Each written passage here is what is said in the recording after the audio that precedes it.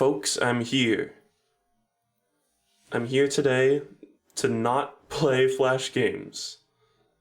I'm going to instead do something different that does not put strain on my tendonitis hand.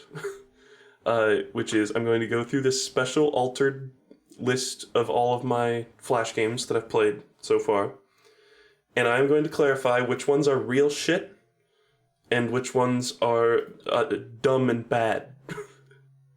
And which ones are memes. If any of you want the, good God, link, if you want the spreadsheet, you can just go, it's like !games, I think, yeah. And at the top of that spreadsheet that's linked there is a link to a version of this one. This is one that's private that I made for myself, but it's basically the same list, I just added the real shit category. I considered having it be real shit versus really shit, but you guys want to see this amazing shit that I did? Oh, shit. It detects the word real and will make it green. And if I say no, it will be brown for poop. If I say sure, that's silver. That's like, it's okay, it's like passable.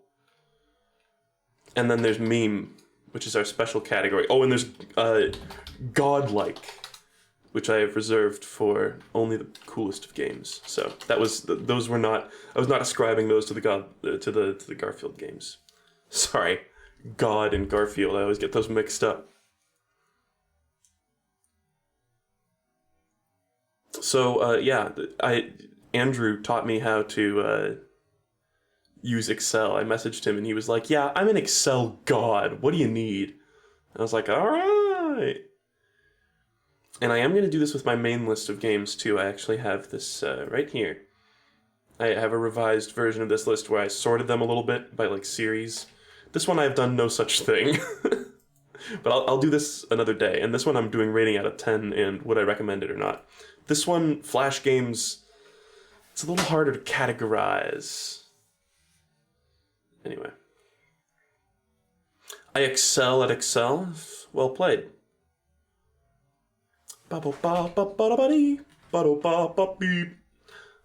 5 soon, yeah. Yeah, very soon. I gotta rest up this hand. When I was playing No Straight Roads, it really fucked up my hand. I didn't like feel it while it was happening, but later that night I was like, oh man, I'm feeling the pain. So, to those of you who don't know, I've been doing Flash Game Friday for probably over a year now. I don't know, many weeks. And before I did that, there was Garfield Games, which was just a single stream where I was like, alright, I'm going to stream fucking Garfield's Scary Scavenger Hunt, and others. So it predates Flash Game Friday, but I put it on the list anyway. I was going to say, the second I said, yeah, part 5 soon, I was like, oh no. Anyway, so let's get started. I got a lot to go through. Let's just briefly scroll to the bottom of this list. See how many are here. 400. Save Shrek was the 400th. And plenty of these aren't games, actually. Some of them are animations. And some of them just like didn't even work. So it's not exactly 400, but roughly 400. Anyway. Spank the Monkey, was that on here? I don't think it was. Anyway. Garfield's Scary Scavenger Hunt. Straight away, we got a meme game here. All right, this game actually has. It's like a point-and-click adventure where you play as Garfield, walking around the house and finding like muffins and donuts that are like the certain brand that like sponsored the game. But it's like kind of dark and it's got weird meme value. I can't even explain. It's weirdly dark. There's like graves behind the house, and like Lyman. We've talked about this in the past. Lyman, which is John's like nosy neighbor, is like chained up in the basement, and you find his head in an oven, and shit. It's pretty messed up. Not actually fun, not actually good, but a meme game. The comic creator. it was pretty dull. I mean, as a streamer, I was able to extract some comedy out of it, but that's a no-go. I'm going to categorize this one as a distinct no-go from me. Punt the Pooch. I don't even know if I remember this one. It was, I mean, of course it was about kicking Odie off the table. I'm going to say that's, yeah, I don't even remember this one, so that's another no-go. Sheep Shot was annoying and bad. I do remember this one.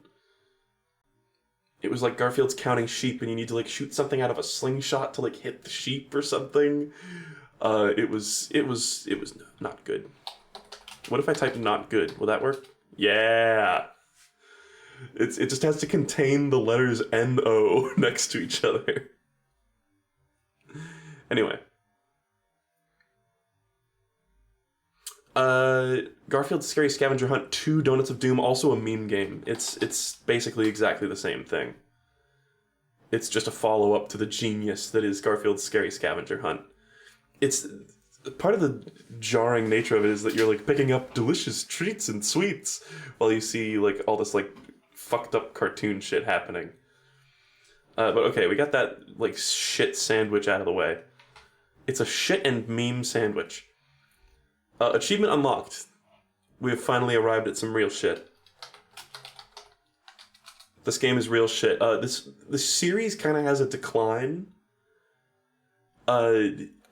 Sometimes games that are parodies of things or any sort of media that is a parody, if that goes on for too long, it often has the danger of like just becoming bald-facedly the thing that it's parodying.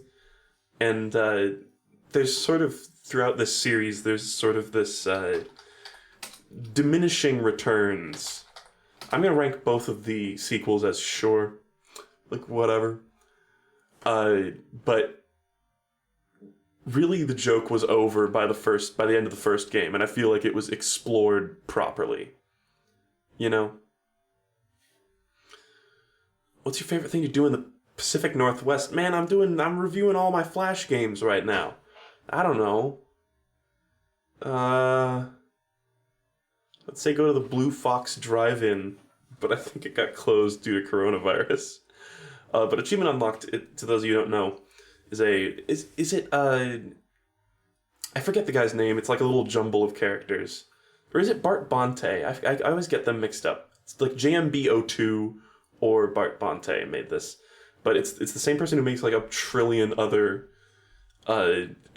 achievement or other elephant games. It is JMBTO2, okay. Something along those lines.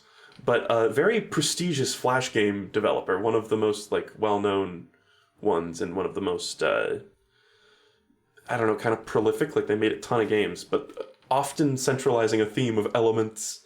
Whoa, I guess elements too. Every game has elements. But this one, of course, the gimmick is that you get an achievement for like everything. You get an achievement for like moving right for the first time, moving left for the first time, etc. And we've had other games in this list that have had the same sort of feature, but like not as a joke. So I guess that's what Achievement Unlocked is, more directly parodying. But by the third one, it was like the games were it was so complicated, and there were so many achievements. I was like, this is just like a dull slog, you know? Like Achievement Unlocked 1 is all you need. If you're really thirsting for more, Achievement Unlocked 2 it has new ideas that are fun. But Achievement Unlocked 3 is where it becomes tedious. In fact, you know what? I'm going to change it to no. I'm going to change this one to no. I was not a huge fan of Achievement Unlocked 3. I think it was the only one I didn't finish. Hungry Pumpkin, this is a classic meme game. Moom. Does it not say, it should say the proper name, which is like pumpkin.com.2001 or some shit like that, but whatever. Right, I think I later on went and did, 2008.pumpkin.com, there it is. But I think just in this early stream I just did, so 2008.pumpkin.com is a series of, it's a collection of minigames. Hungry Pumpkin is the classic one that's in like a million YouTube poops, where he's like, no, I don't want that. Give me the jam. Give me the cheese, you know? So I play a little bit of that. I don't think it ever ends, which is why it says unfinishable here. Classic meme game. Not actually fun in the slightest. It's for literal babies, and potentially even made by them. Papa Louie When Pizzas Attack. This was like a nostalgia hit for me. This is one that I personally played when I was younger, and the Papa Louie franchise is... The empire is a wide expanse. Is Fall Guys on the list? I don't think Fall Guys is a flash game, as far as I know. But I could be wrong.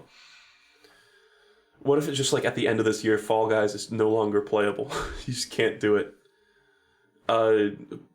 It's actually a semi-decent platformer.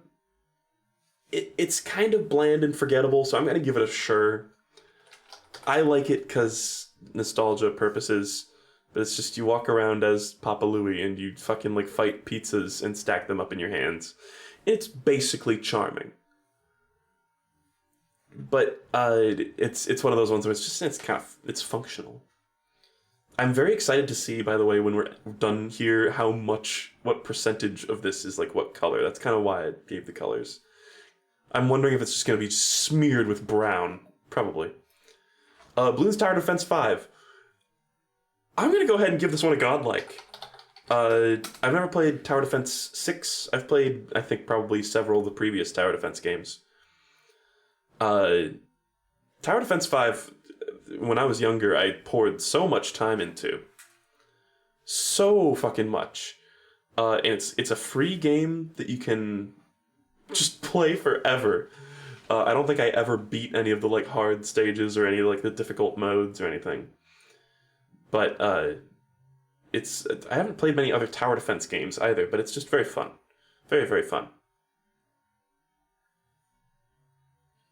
Turtle Crusher? I don't know, man. I don't know about that one. I've already got so many on my list to play. There is a difference in structure in this list. My other list has games that I'm going to play also listed. This one, I fly more by the seat of my pants here. But the previous Tower Defense Bloons games are good, and the actual series Bloons is way worse than the Tower Defense games. But the Tower Defense games are really charming. I think Tower Defense 5 has like good music too. It's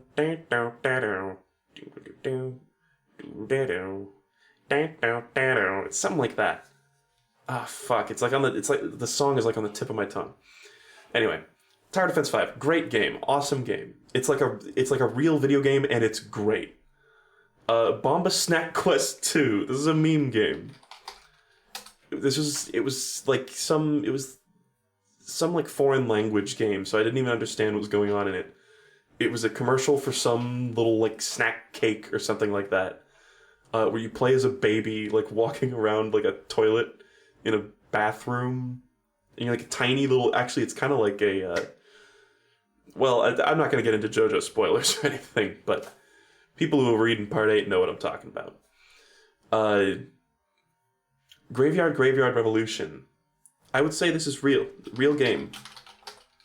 It's basically DDR. It's almost like a cross between a real game and a meme game, because the concept. This is, I think, the first Terry Kavanagh game on this list. Yeah, who we'll be seeing a lot of. Graveyard Revolution is basically DDR, but you're dancing on people's graves, and you're dancing like a jig.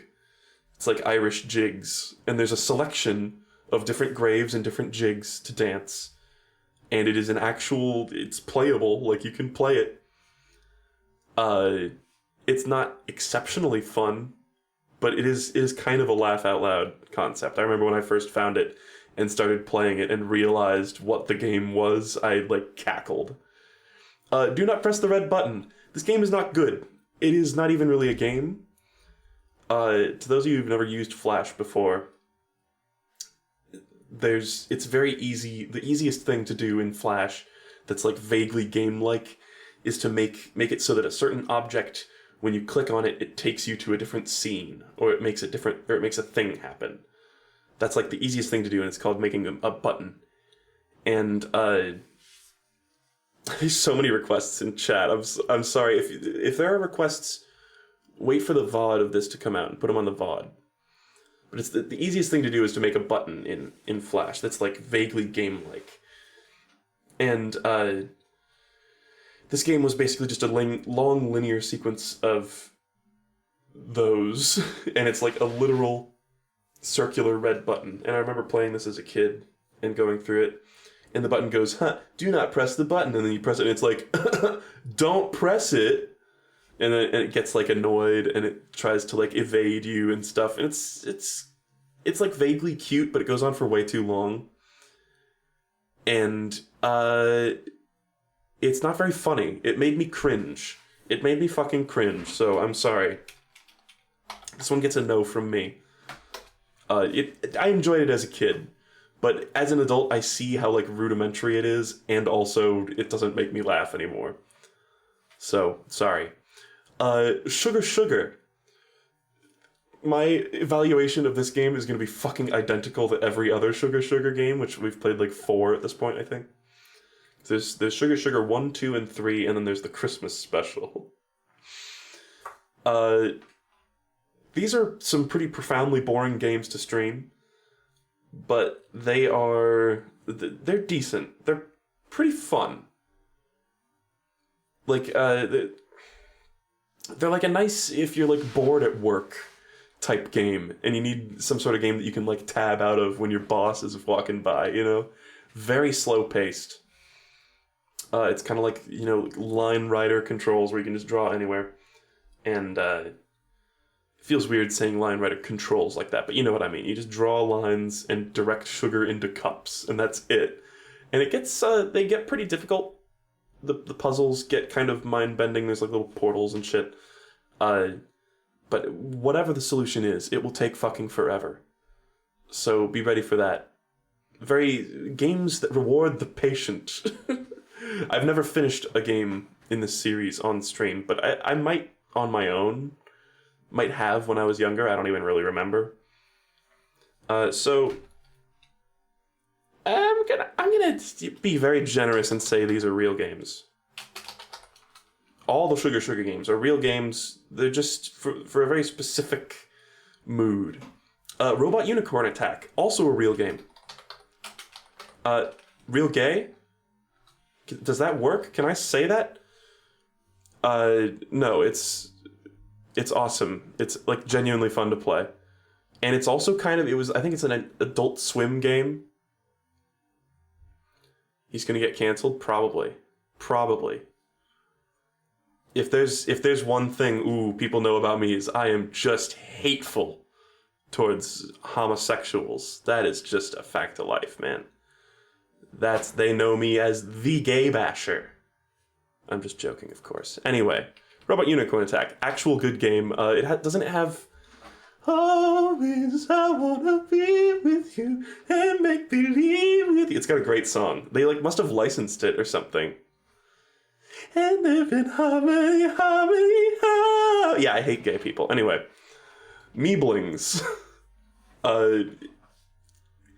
This is I'm on the fence about Meeblings. This is another nostalgia hit. It's kind of got a classic it's got classic Flash game issue. There's a baby outside making loud noises as usual. Classic Flash game issue of weird difficulty curve that goes all over the goddamn place. Like it's like a fun little physics platformer thing, sort of a unique idea where you click on these little dudes that have unique abilities and use it to get to the exit. Oh god, I guess you can clip that out of context, huh? Fuck.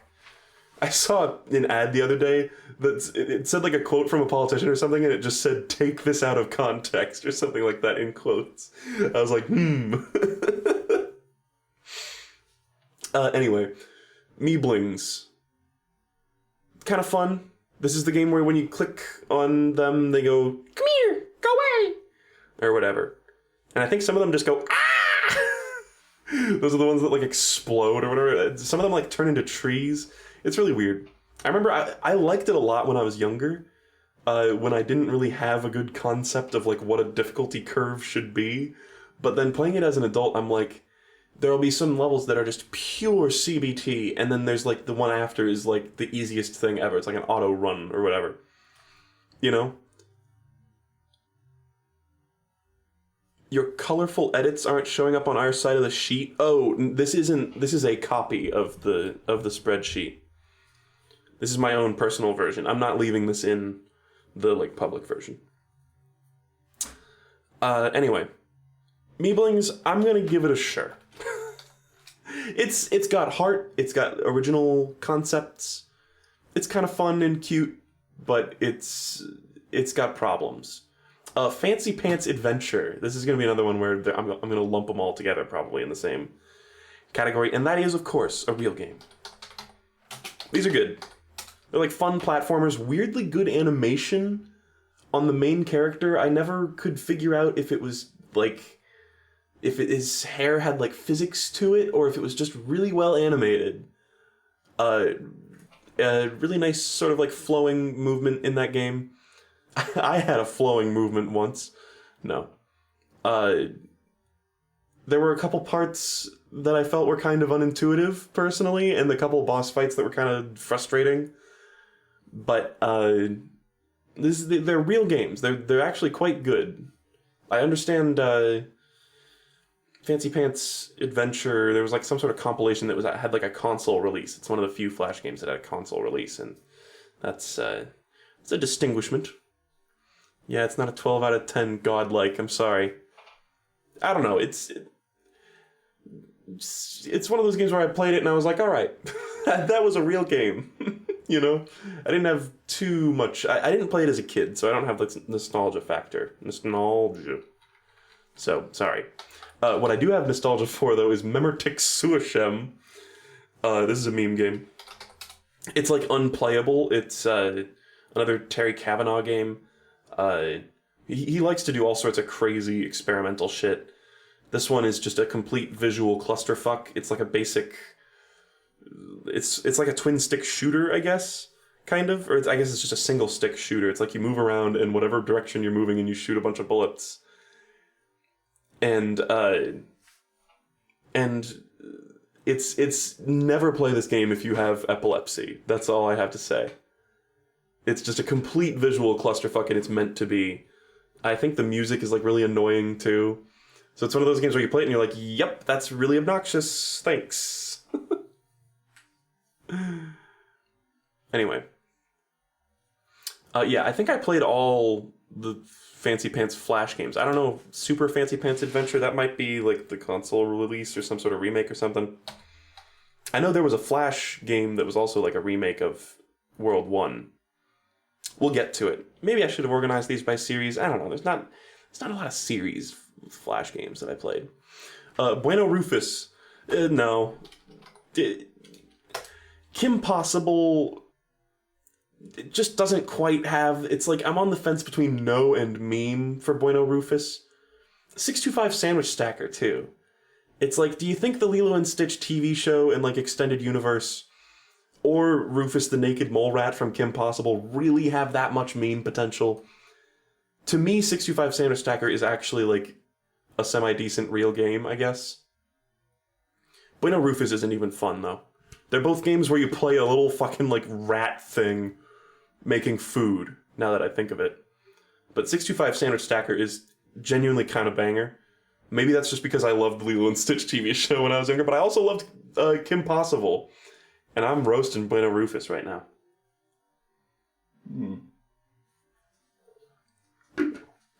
What is your favorite Flash game? Well, we might find out today. I think by the end I'll look at all the godlike ones and try to rank them. I'm sure it won't be Bloons Tower Defense 5. That's for sure. Not saying Tower Defense 5 is awful or anything, of course. I think it's godlike. But it's probably just not my favorite. So I'm gonna give 65 a sure. Sure. It's there. It's kind of fun. It's satisfying to play. It's like you walk around with like a piece of bread and food and or garbage falls from the ceiling. And you have to get the food and avoid the garbage. I haven't played Tower Defense 6. It's like on Steam. You have to like pay for it or something. I think it might be free somehow.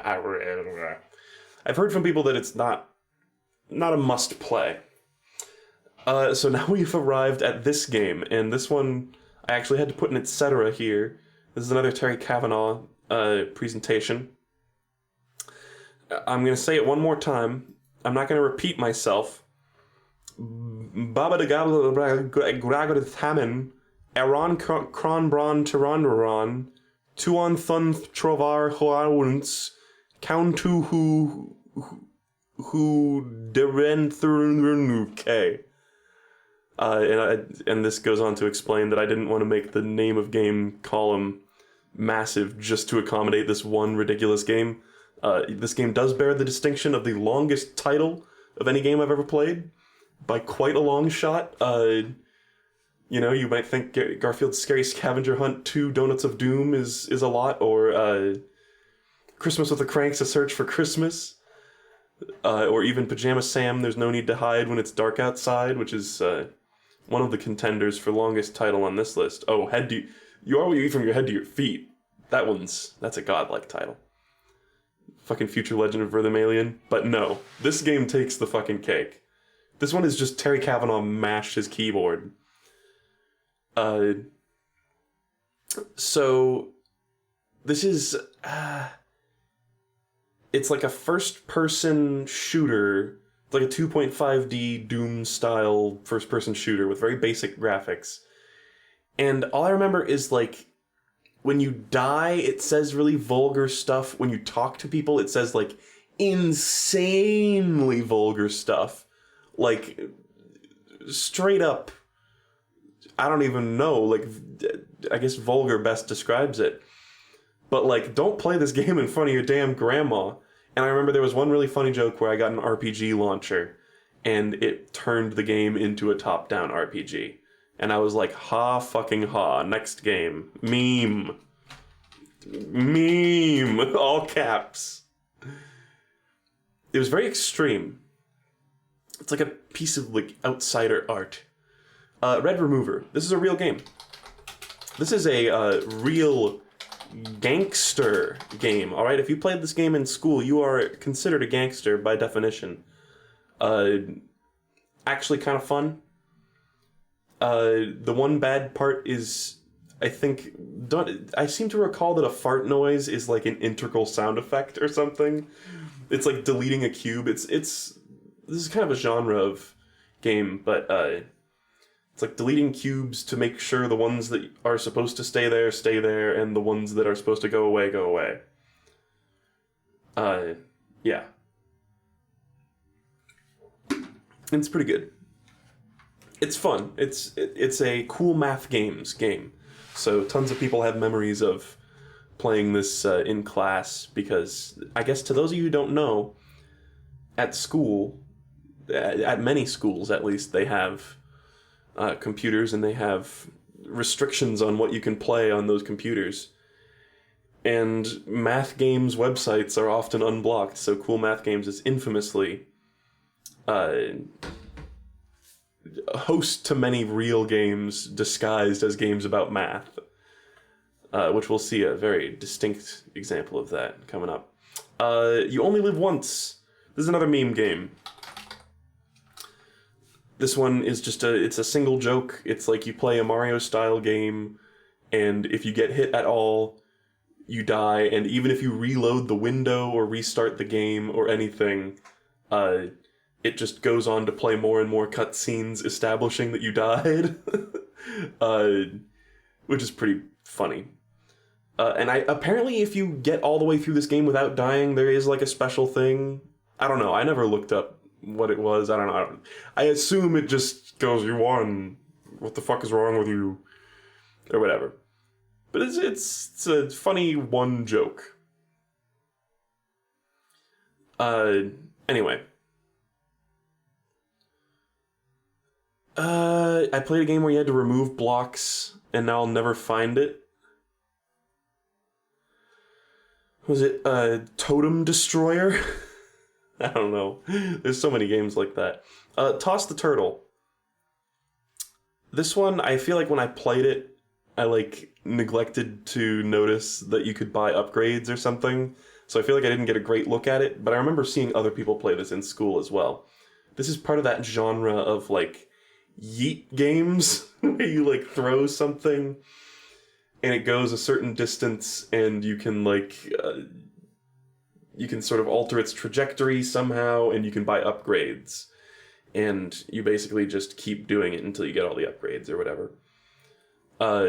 Personally, I prefer Learn to Fly. But Learn to Fly 2, which is coming up on this list as well.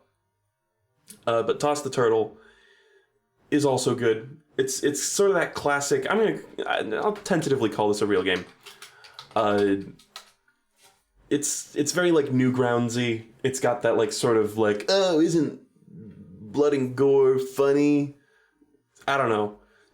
As I was saying that, I was like, I mean, blood and gore is funny sometimes, but it's like, you know, it's got that sort of like potty humor aspect to it, I guess. It feels very juvenile in retrospect, but lots of Flash games are. There's some Flash games that I haven't played there's a whole genre of Flash games that are beating people up games, where it's just, and it's, like I said before, the easiest thing to do in Flash is to make a button. It's just a button where you click it and it like punches Justin Bieber or Adolf Hitler or Osama Bin Laden or Miley Cyrus beat-up game or whatever. I never quite felt like those were appropriate to show, but that is also a thing. Those are real. I also haven't gone into escape games much. I think I'm going to do that this Spooktober. I think we might, because there's so many, and it's ridiculous how many there are. Oh my god. And I'm sure some of them have ridiculous, stupid garbage in it that will make me cackle. So I think I'll be doing that probably for the rest, or for October. Fancy Pants Adventure World 2. Same thing I said about Fancy Pants Adventure World 1. It's a real game. It's fun. It's fun and cute and it's got fun ideas. Portal the Flash version. I'm going to say this is a real game. It's also got like Flash game issues. This was, to those of you who don't know, Portal is like one of my favorite games. Just, I guess, Portal 1 and 2 is like one of my favorite series. But I actually played the Flash version first. So it was the thing that introduced me to the concept. Playing it as an adult, there are some later levels that are annoying and bad, and kind of like drawn out. But for the most part, it's actually quite good. And it has fucking light bridges, which were in Portal 2 before Portal 2 ever happened. Which almost makes me wonder if they took that idea from Portal the Flash version. I don't know. There's not even like an allegedly to that, you know? But it's a little buggy. The controls are not the best. But it's actually a pretty decent, like, demake, I guess, of Portal into Flash. And it's got unique puzzles, too. It's good. It's a cool game. It's got that personality. It's even got console commands, which was such a cool detail because, infamously, a lot of Valve games, or like most Valve games, I think all, allow you to pretty easily fuck with the games using console commands. And they actually added that into Portal the Flash version, which is so amazing in retrospect. And they added lots of little fun, like, jokey, like, secret ones that say, like, the cake is a lie or whatever, I don't know. You have to burn the rope. God, am I a hack if I say this is a godlike game? It's like, I'm gonna say meme. But it's a godlike meme game. I don't know, to any of you who've not played this game, it's another one of those, it's kind of like You Only Live Once, where there's like a single joke. And it's that the game is obscenely simple. It just, like, it shoves you down this corridor. It tells you all you need to know. It's like, you have weapons, but they don't work on the boss. And there's a boss at the end of the corridor, you need to grab a torch, and you need to burn the rope above him to kill him. And then you go in, and you do that, and then the game's over, and then it congratulates you with this, like, 5-minute long song about how you're a hero. And the song is great. The game plays well for the, like, 1 minute that you're playing it. It's funny. It's just a genuinely funny, like, meta game. And the song being, like, legit catchy is the cherry on top. But I'm gonna leave it at meme, because it's like, you play it maybe twice in your life, and spend maybe, like, 4 minutes on it total. Or maybe, like, 10. But it's good. Scary Maze Game, another meme. This is one of the oldest Flash memes. This is the one that has a jump scare. It's just a few levels of dragging your mouse around a maze, you know, not touching the walls, and then at a certain point, it just jumps up with, like, the Linda Blair, the Linda Blair, like, goblin face, or, like, demon face, and it goes like, "Wah!" and it, like, screams at you. And it's pretty devious, because the part where that happens, the maze gets really, really small, so you're encouraged to sort of lean towards your screen and go and squint and, you know, really concentrate, everything's quiet, you know, and it freaks you out. It's cruel. It's like a cruel game. It's very mean. It's not fun, of course. It's just sort of there. It's like part of Flash culture, really. As is Winnie the Pooh's Home Run Derby. I'm going to make a very, perhaps controversial decision. I'm going to call this a real video game. Winnie the Pooh's Home Run Derby, not unfun. Like, people associate it with pain, and yes, Christopher Robin, the final boss, is fucking impossible.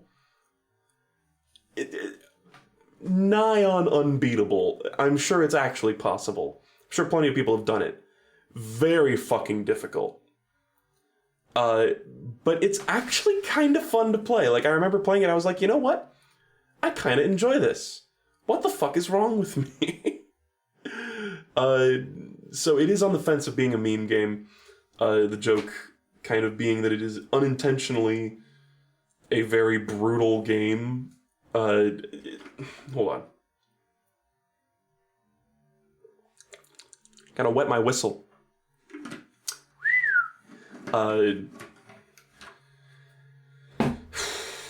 What am I trying to say? It's got this sort of, like, dissonance, because it's a very cheerful, very happy game about fucking Winnie the Pooh. Okay, about goddamn Winnie the Pooh. Let me use a different curse word in that particular instance. But it's like they didn't figure out, like, the numbers right. It was like the number of hits versus misses that you can get. They didn't, like, do the math properly. So it's just, it gets insanely, like, brutal and challenging to the point where, like, if you miss, like, 3 pitches out of, like, 25, then you're just fucked. You know, if you don't get a home run on every single one, it's like, bruh. But the basic mechanics, it's like a decently polished Flash game. It's, like, actually kind of fun. So it's just one of those games where I was like, oh, this is just gonna be pain, CBT, awfulness, and I was like, actually, this is kind of fun. Dolphin Olympics 2, this is a real shit. Real shit.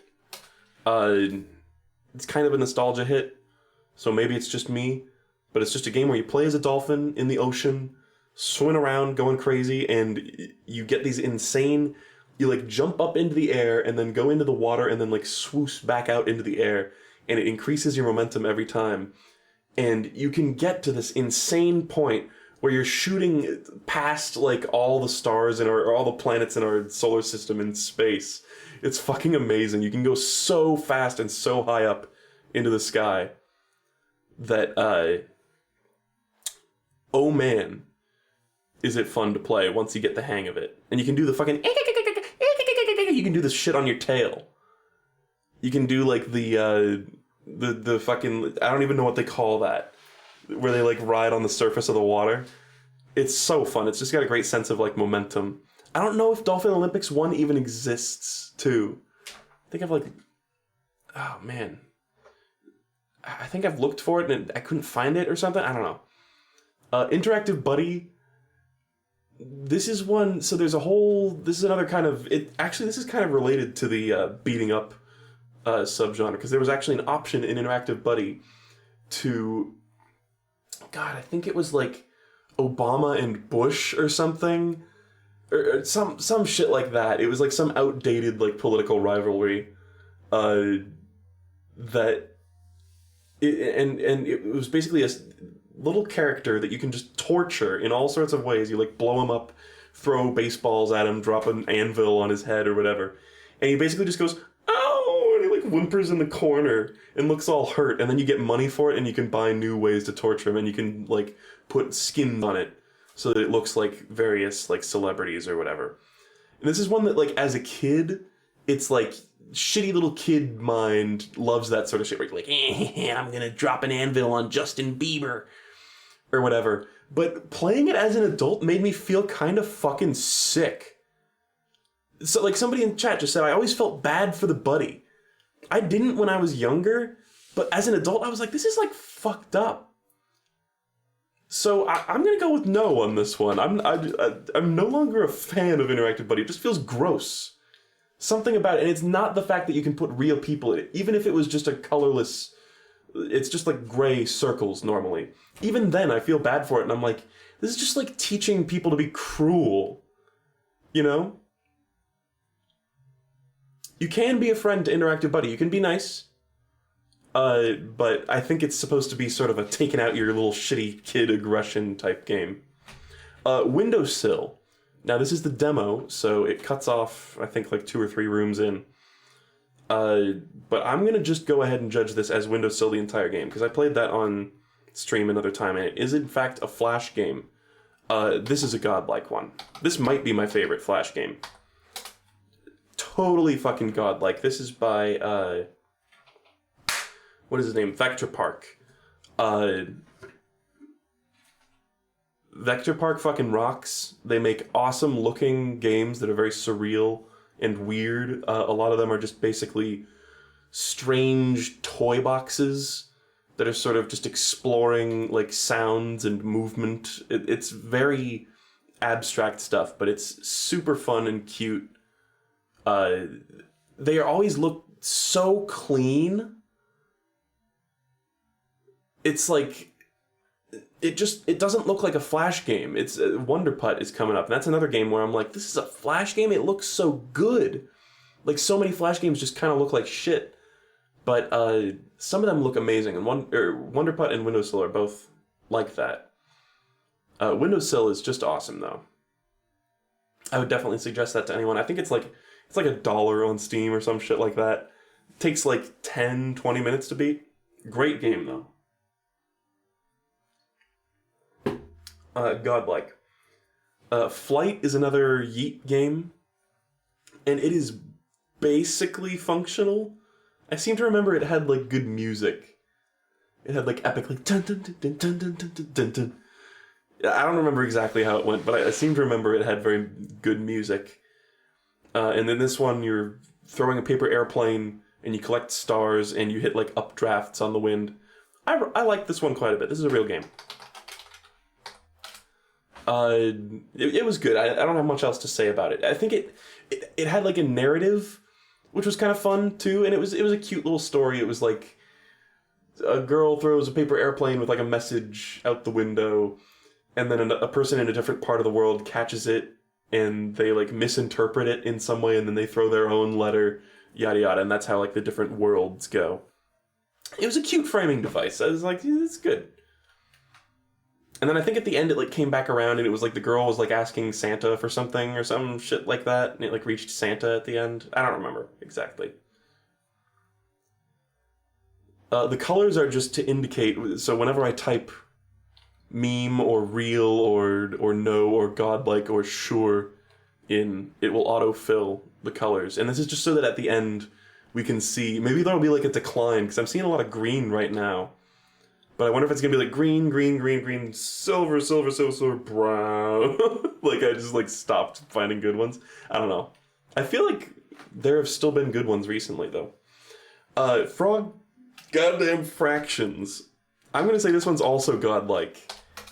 It's also like a meme game, but it's so good and so subversive and strange. This is another one kind of like you only live once or you have to burn the rope, where but it's not one joke, it's like a billion jokes. It starts off as one thing and then it becomes another, basically. I guess I don't want to like spoil it to anybody who hasn't played Frog Fractions, and there's actually a sequel to Frog Fractions that is disguised as another game. That is real. I have that game, I will play it eventually.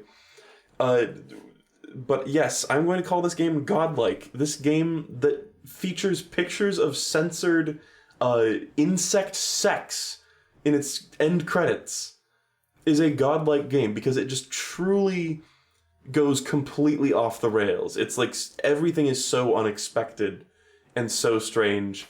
It's like the most beautiful punch to the face ever. Anyway.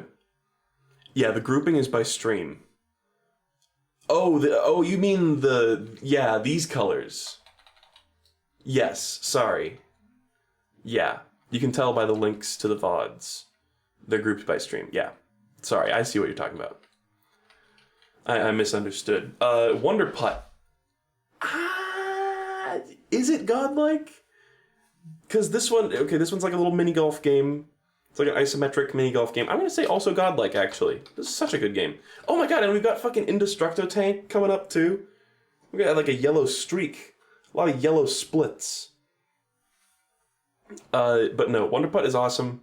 It's a fun little mini golf game. Very whimsical. It's got little fun, cute animations. Very clean, just like Windowsill. It's not made by Vector Park, but it's very fun. Very, very fun. It's just a cute little game. I don't know. It doesn't leave too much of an impact on you, I guess, but it's very well made for what it is. Indestructo Tank. I'm gonna say this one's also godlike. It's a personal hit for me, but this whole series, I mean, actually, you know what? I'm gonna say real game for this one, and then Indestructo Tank 3 is gonna get godlike, because that's the best one, I think. I actually don't remember super well, so forgive me if I'm mixing up the Indestructo Tanks. But this is the one where you play as an indestructible tank, and you just bounce around and like yeet yourself into enemy planes, and you get these crazy combos. It's all about the combos in this game. Actually very fun, even though it looks kind of crusty. You know? Anyway. Cannabalt. This is a real game. This is a famous infinite runner. I never played too much of it. It's basically fine. I never got a ton of enjoyment out of it myself, but the game looks great, and it plays good. Often in this game, I think the biggest problem is just there were a lot of deaths where I'm like, how could I have seen that coming, or I didn't have enough time to react to that, really. But maybe that's kind of just me, I guess. It's very clean. It also looks very good for a Flash game. That's like a running theme on this particular stream. Little Wheel also looks great, actually, yeah. But I'm honestly going to give this one a sure. I remember it had good music. It was very cute. It had great visuals. But it was kind of just... It was one of those like point-and-click adventure type games where it's just like, click on the only thing you can click on. Okay, now you're going to the next thing.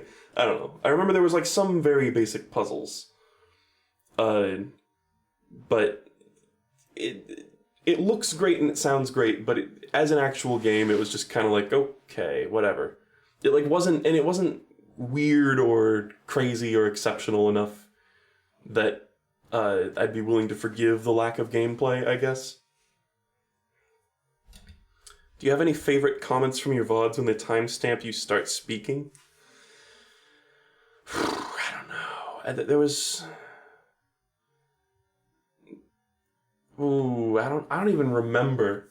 There was one where it was like his rotten breath or something like that. There was one about like the rotten fruit like greases in. There was like one really disgusting one that made me laugh recently, but I don't remember even what it was. Oh god, guys, we've reached Neopets. We've reached Neopets. This is the Flash Game Friday stream. I'm not going to play any Flash games today. No. What if I like did one as a formality, actually? That would be kind of fun. Let me open up Flashpoint real quick, actually. Because I'm sure there's probably, like, one that I could play. I could play, like, Dino Run, maybe? Just as a formality, just so I could have something to add to this list. But whatever. Yeah, this color coding is kind of unnecessary in retrospect. Especially, it kind of makes it look crusty with this. But whatever, man. I think I did it just so it would be distinct when it was like a new week, you know? Because you can tell by the links here, but it's a little indistinct. Or maybe some people wouldn't notice. Anyway. I'm going to keep going with this right now, though. So, Neopets Games, a lot of these are kind of bad. A lot of these are rip-offs of real games, or some of them are even clones of other Neopets games. Meepit Juice Break. I'm going to give it a sure. It was like a Pipe Dream type game where you're making juice go to little hamsters. Pipe Dream ripoff. Volcano Run. Fuck. I don't even remember what Volcano Run was. Wasn't it like... It was kind of like Triac Roll, I think? Hold on. I'm looking it up.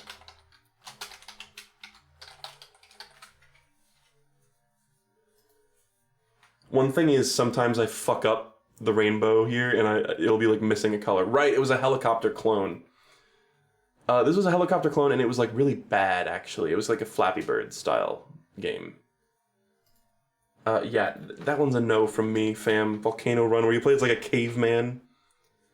Awful hitboxes. I seem to remember that. Ice Cream Factory. This one was miserable. No. It was like dodging little things of ice cream. I guess it was like fine, actually, but it had those boring interstitiary levels where you're like pushing cubes around is all. That is a very generous sure. Mirsa Chase or Mirka, I don't remember which one it is. I'm gonna give this one a sure, and this one an actual game. Real actual game. They're both Snake clones, but Mirsa Chase 2 actually has decent like replay value. It's actually like kind of fun to play. It's got multiple modes. It's got the fucking maze mode that I think I played once in my entire life. So yeah. Mirsa Chase 2, one of the better Neopets games. I remember sinking a lot of time into that. That's like Hasty Bounce. Hasty Bounce was a classic.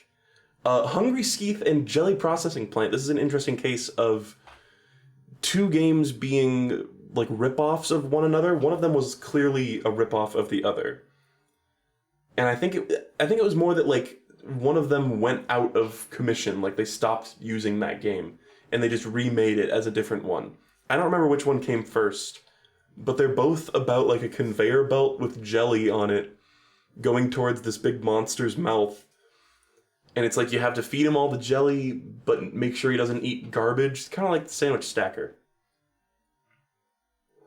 And I remember he like does something gross. He like farts or something. I remember being like slightly revolted playing these. They weren't fun, no. and the fact that they're ripoffs of one another, or one is a ripoff of the other, makes it even more weird. It almost makes it a meme game. Almost. But not really. Anyway. Jelly Blobs of Doom. This one was also not very good. It was like avoid a bunch of big fucking jelly blobs, and the controls suck ass. Triac Roll was actually kind of okay. I'm gonna give it a sure. This is one that I played as a kid a lot too. It's like you're running sideways, and it's... I'm trying to think what to compare it to. It's almost like Excite Bike a little bit, where you're like doing jumps and shit. I guess it's a little bit like Excite Bike. Tiny amount like Excite Bike. I don't know. But it was okay. It was one of my favorites as a kid. I loved Triac Roll as a kid, but now it's like, alright. Extreme Potato Counter, no. It was literally just a bunch of potatoes fly past the screen and you count them. Fun. Freaky Factory. This one gets a sure. This is the one where you're like dropping... It's kind of an exercise to see if I can even remember some of these games. Freaky Factory was like... It's like a toy factory. I remember really liking the aesthetic of this game as a kid. But you're like dropping balls of paint into big vats. And it's like, oh, we need this much yellow paint. Be sure to get the yellow ones or whatever. So it's okay. It's kind of fun. I remember this was one of those games, lots of Neopets games had like uber rare events where like weird shit would happen. There was this guy in an orange shirt that would show up in a lot of Neopets games, and it was like a 1 in a million chance or whatever. And I remember off-stream Freaky Factory, I actually saw one of those, and I was like, oh, because I remember like hearing about it as a kid. It might have even happened on stream. Fuck. I don't think it did, though. Anyway, Freaky Factory. Cow Corral. Oh, this one was shit. No, I remember this one. I'm not even going to explain it. It was like corralling little fucking cow Neopets. And then there was Darblat. No, this was like a reaction time thing. There were a couple of Neopets games where it was just like, it would basically just be a blank, a completely still screen, and then the game would go, press the button now! And you'd be like, oh my god! And you'd press the button, or whatever. And it was just like pure reaction time. Kind of engaging for a second, but yeah, is it meme? You know what? Chat's saying it should be meme, and I kind of feel the same way. It is kind of meme. It's kind of meme. Anyway, okay, that's the first Neopets stream out of the way. Alright, we're making good progress. How far are we? 53 out of, what, 400, was it? Oh, no. Oh, no. Okay, alright. If Bloons isn't godlike, I'm going to cry. Get a fucking tissue, my friend. Because you are in for some devastation. Bloons. Shit game for twats! No. Bloons is... I'm gonna give it like a sure. Have you played Bloons recently? Have any of you played Bloons recently? It's not very fun. And it's got that classic Flash game issue of like some levels are like fucking impossible. Like, some levels are just insanely difficult. I don't know if it was just pee-pee brain, grapefruit, or whatever. I don't know. Oh, thanks, It's Commoner, or Commonera. Glad to hear it. It's fun. It's, like, basically satisfying to pop a bunch of balloons, but once the levels start getting tricky, it's like, oy vey, man. I'm gonna say real game, but oy vey. But, like, come on, you know? It says unfinished, and I think I actually came back to it later on, and then, yeah, still left it unfinished, because it was so annoying. Avalanche. Fuck it, godlike. I think this one's godlike. This one's actually so fun. It's just a simple platformer. It's kind of like Super Meat Boy. It's got better controls than fucking Flash Meat Boy. Running around, wall jumping.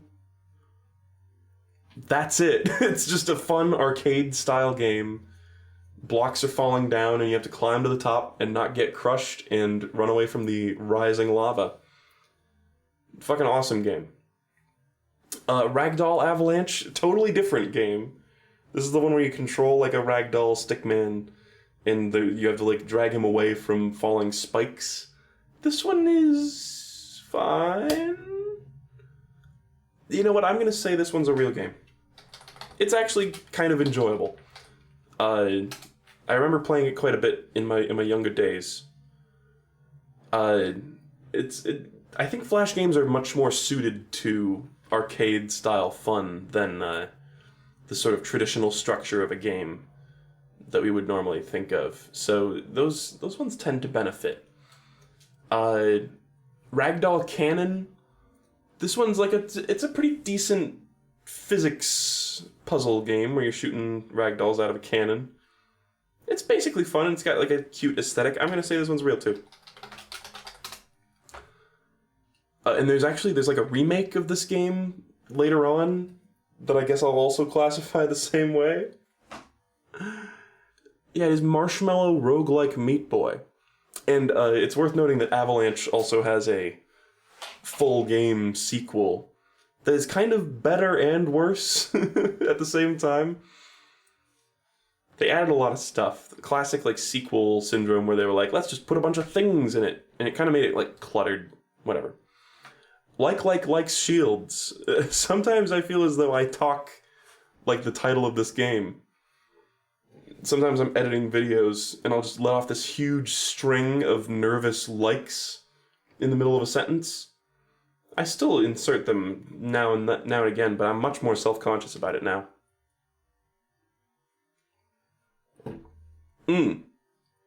Sorry, my mouth is getting super dry from talking talking a ton. This game is a meme game. It's a cute meme game. It wasn't terribly fun, but it's like you play as a like from Zelda. And I think it uses just straight up graphics ripped from either the Oracle games or Link's Awakening, I think. And you play as the little pile of pancakes enemy that eats your shield. And there's a bunch of Links running around with shields and you just eat their shields. It's cute and fun. It's whatever. I don't know. Not much else to say about it. It's one of those like insubstantial ones. Quap. This is a legendary meme game. Meme as fuck. Created by Bennett Foddy, who infamously also made Getting Over It. Can we get Bennett Foddy's face? Hold on. I don't know if a lot of you people have seen this man's face. But just think what you think the guy who made fucking Quap and Getting Over It looks like. I wonder how many of you were just exactly right. Because he looks exactly... Look at that smug motherfucker. He knows. He knows what he made. He knows what he did. He looks like he just took a big dookie right in your bed. So whenever you're playing Getting Over It, think of that guy's face every time he goes, "Aw, isn't it such a shame that you fell down? Aw. Are you gonna cry? You gonna cry about it? Maybe shit and piss?" Anyway. Quap, I mean, you probably know what Quap is. It's the game where it's one of the first bad controls games, and I guess it kind of spawned a whole genre. Because then they're made by the same guy. There was also GURP, which was a climbing game. And there was, I think, Clop, which was like a horse game. And there was also two-player Quap, which was called 2Quap. And then there's also like Octodad and I Am Bread and all sorts of... It like spawned a whole genre. A genre I don't really care for that much, but at least with Quap, it's like you play it a little bit and you kind of get the rhythm of it. You can actually get good at Quap, which is kind of interesting. It's like kind of fun to fuck around with. But whatever. He's got 3 lips. What? It's like, I need to look at this again. Okay. Oh, this is another fucking meme game. Meme. So it actually turns pink. This is... People sleep on the rest of 2008.pumpkin.com. Sorry, I need to say pumpkin. I need to like specifically say it like that. Not only does it have no, I don't want that, or whatever. That's just one piece of the puzzle, though. You may have seen this in the Twitch Scraps video. There was one part where there's like, you go into a room and there's like an alligator laying on the ground that's like, "Hey, friend," and they talk really slow and weird. It's kind of like booba.tv or whatever, which I think will come up later on this list, where it's just like, it's made for kids and it's clearly made by people who don't fucking know what they're doing. And it's hilarious. Alligator on ketamine, yeah. So, yeah, it's really weird. There's lots to explore, and none of it is fun. Helicopter 2009 edition. Sure. There are 3 versions of Helicopter on this list, and they're all fucking identical. It's fine. It's really boring. There are better versions of it, but I think helicopter game was the impetus of the sort of Flappy Bird style game. I guess it's kind of an infinite runner, but you're flying. It's fine. It's not the most fun thing to play nowadays when we have other alternatives. When we have Mario vs. Rabbids, Kingdoms Collide, or whatever. Why would you ever play a helicopter game? Indestructo Tank. Right, it isn't Indestructo Tank 2. It's Indestructo Tank. Interesting. This one is a real game. I'm going to reserve the godlike for Indestructo Tank 3, because I think that's the best one. Possibly. I might be wrong on that. This is also a real game. 2 AM Truck Stop. This was like a shooter that had like a neat sort of neon pills, sort of like drive aesthetic. It was actually quite cool. I played it for a tiny bit and then I was like, yeah, sure, whatever. This is on the fence between being a sure and a real game. Anyway.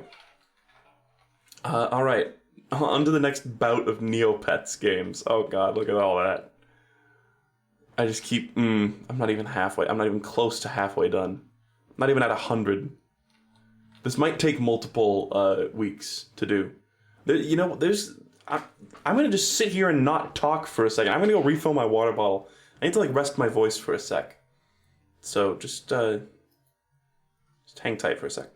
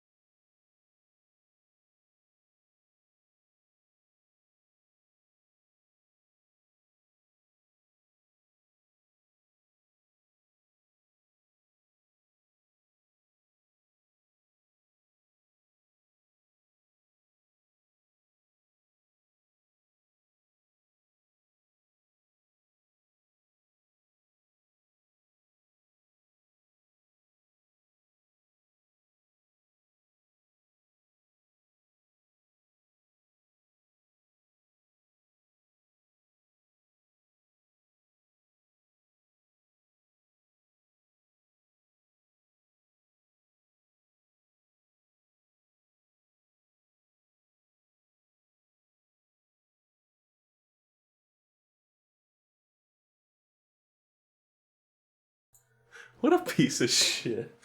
He just looks like he's such a... I'm sure he's, like, fine as an actual human being, but sometimes you do just want to throw a punch at a fucking, like, JPEG on your computer screen.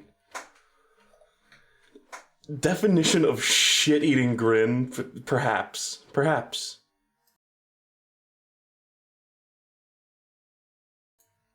Give me just a second here, guys. He's even got the little, like, hair swoosh. Alright. I'm back. This will probably take multiple weeks, man.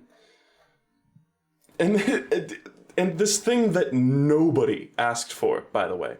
Nobody. Not a single person asked for this, but I'm doing it, and I'm maybe even committing to multiple weeks of it. How long have I been going? Hour and 10? Jesus Christ. Okay, Neopets Lightning Round, Mutant Graveyard of Doom. It was spooky, but not very fun. No, I remember this one. It was like a spooky maze. No. Evil Fuzzles from Beyond the Stars. No, this one was like a first-person one, and this is a very quick look because this game didn't even fucking work. It was like when I clicked start, it instantly went game over. But that's not why I'm giving it a no. It's also not fun. I think I revisit it later, and it was actually not fun. It was just like it was just like move forward and shoot the things on the screen. The Haunted House, this was like a text adventure. Is there bad space here?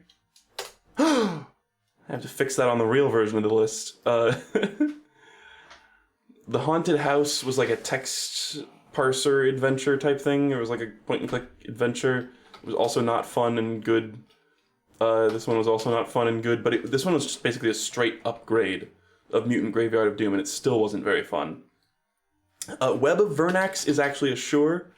I don't know what this game is a ripoff of, but I'm sure it's a ripoff of something.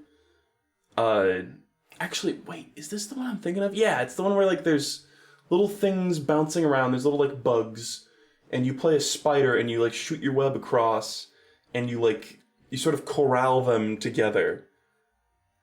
And it's kinda... I don't know. It's fun-ish. It's actually kind of an enjoyable game. Patera Attack, also sure. This is a space... It's like a plane shooter clone, basically, where you play as a fucking bird, and you actually get upgrades and actually have fun a little bit. That was another favorite of mine as a kid. Cass Basher. Actually, was this... No, Splat-a-Sloth was another one that was like a meme reaction game, where it's just reaction time. Cass Basher, I'm gonna say it. Real game, even though it's a ripoff of... What is it, like... Abominable Snowman or something? We'll see that later as well. It's just a game where a thing falls down in front of you, you hit a bat, and you try to hit it as far as you can. Splat-a-Sloth had some insane secrets. There was like some shit where you click on a tiny little piece of gravel and like the dude who puts the flag down at the end is like a different guy. And there was some like... Oh man, it was like 1 in 1 trillion chance that when you start the round you'll be holding the tree that the cast drops from rather than the bat that you normally are holding. It's something like that. And I never got it to happen, and I actually like ground for that off stream. I just set it to record and set like the auto clicker going. So it was just constantly playing the game on its own over and over again. Never got the tree. Just had to delete like 4 hours of footage of Cass Basher that I had like been keeping half an eye on. Fetch. Good God, I don't remember what this one was. I just do not remember.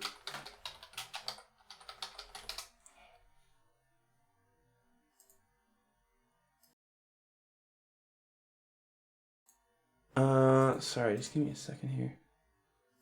Fetch. Oh, God! This one was awful. This one was, like, truly shit. This is one of the worst games I've ever played in my life. It was like a big fucking maze.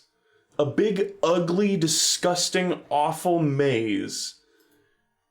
And you just move around and you have like a set number of turns that you can move for. I almost want to create a new category just for this one because it was so bad. It was like integrated, it wasn't like a Flash game really, too. It was like integrated into the website. It was like every time you move, it loaded a new web page. It was really fucking bad.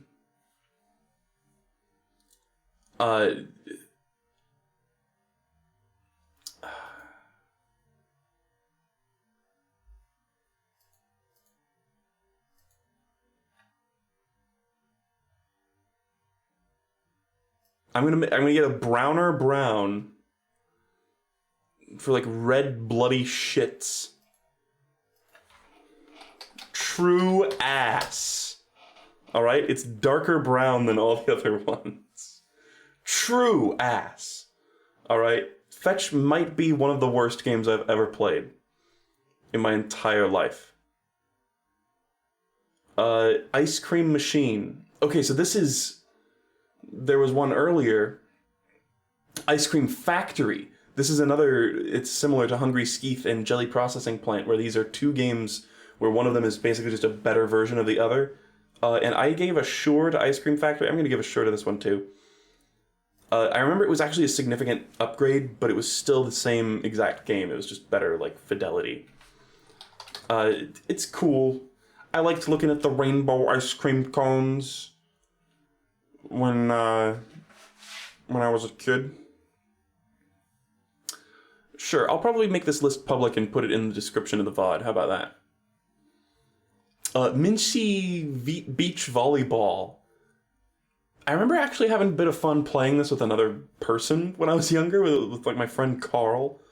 Another sure. It's like fine. It's a little volleyball game where you bump back and forth. It's a little tennis for two, except instead of a paddle, you have a monkey's fucking head. Doubloon Disaster. This was one I played a ton as a kid, but it's not very good. You just go around. It's like a top-down boat game where you're looking for coins. Not very fun. You kind of move around like you do in Kirby Air Ride with little boosts.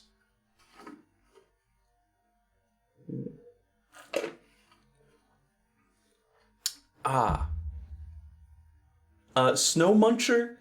Snow Muncher was actually kind of good. I'll give it a sure as well. It was like it was like a platformer kind of thing where you're digging down, like, you know, in Mario Bros. 2, those parts where you dig in the ground and you go down. It's kind of like that, but like as a whole game. It's probably a ripoff of something else that I don't even know of. And then there's Hasty Bounce, which is actually a real game, folks. Real fucking game. The one with the little two aliens, and you jump back and forth and you get donut fruit on the seesaw. Genuinely fun. And by the way, Snow Muncher, someone said snow is low-key tasty. Snow Muncher is like a cozy game because it makes me think of like eating fresh snow as a kid. I'm gonna be honest. It gives me like that vibe. Of like, it just snowed outside, and I grab a handful of it and go, Alright. Binding of Isaac Eternal Edition. This is classic Binding of Isaac. It's at the very least a real game. I'm just debating if it's real game or godlike. I'm going to say godlike, even though Rebirth is better in every way, just about, except the music and maybe the visuals. Those, like, slight downgrade for those, but in every other way, I think Rebirth was just an improvement. More mechanics, made it a little easier. Binding of Isaac Eternal Edition was always very difficult. It's just, I don't know. I don't think I ever beat... I certainly never unlocked everything when I played original Binding of Isaac, but then with Rebirth it was a lot easier to do. But of course it's a game that spawned... I think kind of single-handedly spawned the insane craze for roguelikes that still plagues us to this day. So, you know... It's a good game, it's fun, it's nostalgic, it's got great fucking music, amazing soundtrack. In fact, it's worth listing it as godlike just for the story and the soundtrack. It's you know, infamously very dark, very sort of edgy, classic Edmund M. material. And we'll get around to the Basement Collection later on as well. There's more of those. Meme! Oh man, we're only at 78. I feel exhausted. Fucking exhausted. I might do like a little bit more of this, and then take a break, and then I might actually go get some food, and come back and do some JoJo podcasts. I don't know. We'll see. Anyway. Scary Maze game again. It's meme game again. This was just one that I blatantly played again because it was like spooky. It was October. Spooky games was the theme, so I just did it again. I think it was like the stream intro I did Scary Maze game. And I think I played like that music from Metroid that's like the like tension music. Trick or Treat Beat. This one was actually kind of fun. I'm gonna say real game. This was like a Cartoon Network game. And it was like a spooky game where you go around as like, I think it was like some OC, or you play as like Dexter or something. I think you like talk to Cartoon Network characters, but it was actually like a weirdly polished game where you go around and you trick or treat at doors and you get candy and coins and you like you put on costumes to turn into different animals. It sounded a lot like Costume Quest, I guess. Kind of similar. But it was fun. Harem Scarum. This one's almost like a personal meme game, but I'm gonna say sure for this one.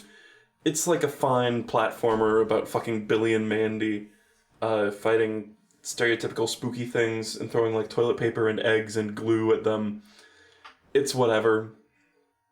Phobia, I think is the first Terry Kavanagh game on this list to receive a big fat no. I think it's a Terry Kavanagh game? It was really weird. It's just like a weird quiz that's, I guess, supposed to get under your skin, but it really doesn't work. It's kind of cringe, lads. I'm not gonna lie. I love Terry Kavanagh, but some of his games I'm just like, what the fuck even is this? We'll see Bridge later on, where it's like, truly, what is this? Bridge I almost want to call a meme game because it's like so weird and abstract. Did you review every Peggle game yet? No. And I would need to play a few more in order to do that, because I haven't played Peggle 2, I haven't played Peggle Blast, and I haven't played Peggle Dual Shot. And I guess I haven't played the World of Warcraft in-game like Peggle simulation that is different from Peggle World of Warcraft Edition. Just to be clear. Which I might, if I ever play classic World of Warcraft, it would probably be just to do the in-game Peggle simulation or whatever. Anyway. Was the weird futuristic game with the guys peeing in a stall a Terry Kavanagh game? No. That was Burn Band, and that wasn't a Flash game even. It kind of did bear a visual resemblance to that one game with the really obnoxiously long name. But no. That is... I forget the studio for that, but there's actually a Burn Band 2 coming out, and I'm following them on Twitter, anxiously awaiting details. Anxiously awaiting, because... oh man, that game was super cool, and they're making a second one, and it looks awesome. But very little information on it. Mario Halloween Truck? No. I barely played this one. It was a shitty, like... it's one of those, like, Games for Guys website games where it was just trash. It's just like Mario in a truck in Halloween driving. Anyway. Bloons again. What did I say? Did I say sure for Bloons earlier? Because I'll just do the same thing. Real game, but oy vey. Right.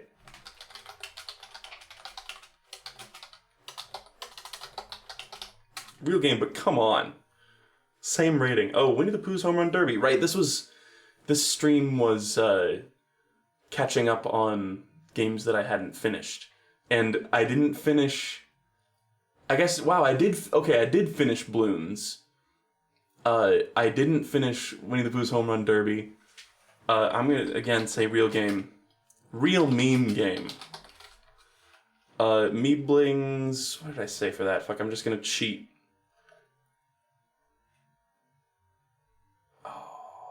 Meeblings, sure, yeah, sure. And then Learn to Fly, can I get Godlike? No. Real game, Godlike! Learn to Fly and Learn to Fly 2 are awesome. They're some of the best, yeet games on the market. Yeah, they're just very fun. It feels good to ride the wind, feels good to get the power-ups, and it's actually got like a decent... It actually has an ending where it's like, you finally flew a certain amount of distance at the end of the first game, and then you run into a massive wall, right? Something like that. There's like some funny shit that happens that sort of left an impression on me. But these are very good. Learn to Fly 3 is on Steam, and I actually have it, which I will eventually play someday. I don't know if it's a Flash game or if it's in like HTML or something. Maybe that could be a good thing for Flash Game Friday at some point, actually. Meeblings 2, a little more polished than Meeblings 1, but same basic analysis. It also has the difficulty curve issue. I'm giving it a sure as well. Indestructo Tank 3, I'm gonna... Godlike, whoa. No, only Godlike. Very good, I've talked about the other ones, of course. It's just a fun game. fun game, good mechanics, polished from 2 iterations, you know, or I guess this being the 3rd. It's just genuinely a bop. It's just one of those ones where you're just having fun. It's kind of like Avalanche, where it's just good arcade-style fun. Then this is the only level. This is another JMB TO2 game with the elephant. And I think this is the one where you play the same level over and over again, but it has a different gimmick every time. These are cute and fun. These ones wore me down a lot less than the Achievement Unlocked series, where I just felt very cynical by the end of that series, whereas these ones, I'm going to say both of these are real games. They're good. They're good and fun, and they're cute and clever. And they don't take too much time, and they don't get too far up their own asses like Achievement Unlocked 3. We are now in the games for Flash Game Friday, 13 out of 54. Ooh. This being the 55th. Yeah, maybe I'll do, shit, I kind of want to get to, like, at least 150. Maybe 200, maybe get halfway through. I feel like that's... That's a lot. That's a lot, but I could possibly do it. Low-key goal is to get to the multiplayer games stream. And then next time I can get the rest of them. But I also am going to play one token Flash game today, which is going to be Dino Run. And it's going to be at the very end. Lame, perhaps. Yes. Good God. Oh, this is... It's going a lot slower than I thought it would. I was like, you know, the other game sheet, I'll take a lot longer to talk about each game on this one when I do this. I'll take like a ton longer to talk about some of these games. But this one I was like, oh, I'll just be able to bang, bang, bang, just get them out. Nope. It's been an hour and a half and I'm not even done with 100 of them. Alright, not even done with a quarter. Okay. Fancy Pants Adventure World 3. Real game. Fun. They just get better as they go along, but to me they never get godlike. Meeblings 2. Oh, this was me finishing it? No, this was me pursuing it and then giving up again. So yeah, sure. Again, Meeblings 2, there's that weird difficulty curve. I'm sure the reason I gave up was just because there was some super fucking annoying level. Fancy Snowboarding. This was, I think, a demo of a game where, like, the full version was on mobile. It was kind of like Line Rider, where you draw a little path for your guy to go along. This is another sure from me, fam. It was fine. It was totally inoffensive, and I seem to remember really easy, because it was just a demo. So, whatever. Alright, Fancy Pants Adventure World 1 Remix. This was also a real game, of course. It's a remake of the first Fancy Pants, I guess. And it has this, like, pencil enemy that I guess is, like, the new boss that isn't present in the first game. That was kind of a fun enemy, even though I remember there was one encounter fighting the pencil that was really annoying. Samarost, holy fuck. I kind of forgot about Samarost. I need to get around to playing Samarost 2, the full game, and perhaps 3 as well. Godlike. I love Samarost. I never played this as a kid. And I'm going to say, you know, fuck it, but make this demo godlike as well, even though it's very short. I'm just going to assume Samarost 2 is equally good. But a super cool-looking game, very interesting. It's like real art, which you don't see much in Flash games. But they look great, they sound great, they've got great music, sort of ambient, lo-fi type music. They got this really neat sort of ramshackle, real photographs aesthetic. And it's just a cute little point-and-click adventure. It's like what Little Wheel was lacking, Samarost has in abundance, you know?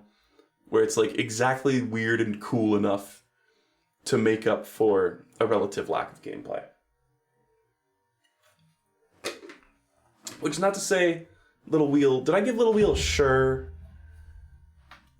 I guess it still is kind of a sure, because I just don't feel comfortable calling that one a real game, because it's very, very, very basic. Whatever. DUI. This is a real game. DUI is awesome. Bones. Dun dun dun dun dun dun dun dun dun. Has anybody else got nostalgia for that song? It's the song that plays in DUI. It's just a fun game. It was a very similar type of game. Maybe this is the one the person was thinking of earlier, where you're deleting blocks. It's kind of like Totem Destroyer or Red Remover. Sort of similar thing. Yume Nikki I will probably play this October, actually. It's one of those... I assume it's not going to be intensive on my wrist. I just don't want to play a lot of, like, action games this October. Like, I think I'm going to do Grim Fandango, and perhaps if I beat that one and have plenty of Spooktober left, I'll also do Attack of the Tentacle, or Day of the Tentacle, rather, which I've never played. Exit Path. These ones are actually pretty fun. I would say these are almost godlike. You know what? Fuck it. I'm going to say the first one is godlike, the second one is merely a real game. Fun platformers, very stylized. I seem to remember they got decent music, just fun platforming, and actually genuinely funny games. Like, they, I don't know, I seem to remember they have a sort of like Portal-esque, sort of GLaDOS-type tone humor, possibly inspired by Portal, but it's got that kind of tone to it. It actually made me chuckle quite a few times. And I guess it also sort of aesthetically shares a bit of genetics with even Portal the Flash version. Anyway, they're good games. That stream with Samorost and DUI and Exit Path, that must have been a fun stream. I've not played Lisa the Painful. I also considered that, but it's not exactly a Spooktober game. I even feel like Day of the Tentacle is a bit of a stretch for Spooktober. Grim Fandango is about, like, the afterlife, so I feel like that's a bit better. Carnival of Terror. Back to fucking Neopets. We have... Exit Path was the 100th game, by the way. I have also never played LSD Simulator. Someone said, because Yume Nikki inspired that game? Isn't LSD Simulator from, like, PlayStation 1 or something? And Yume Nikki is, like, an internet game? Whatever, I might be wrong on that. Anyway, Carnival of Terror. This one was kind of like evil fuzzies from outer space, from Beyond the Stars. Actually, look at this. I just looked down for evil Fuzzles from Beyond the Stars, and it's in a bigger font than everything else, which makes me think that I just copy-pasted the title. Whoops! But Carnival of Terror, not very good, no. It was just kind of like a shooting gallery style game where you shoot clown robots with pies. Kind of a fun concept. I remember enjoying it as a kid, but as an adult I was just like, bruh. Chia Bomber 2. Oh, this was like Bomberman. Sure. It's Bomberman ripoff, where you play as a little fat blob thing. Deck Ball. This was the one that was like weird in 3D, right? I'm gonna Google this one too, because I don't remember.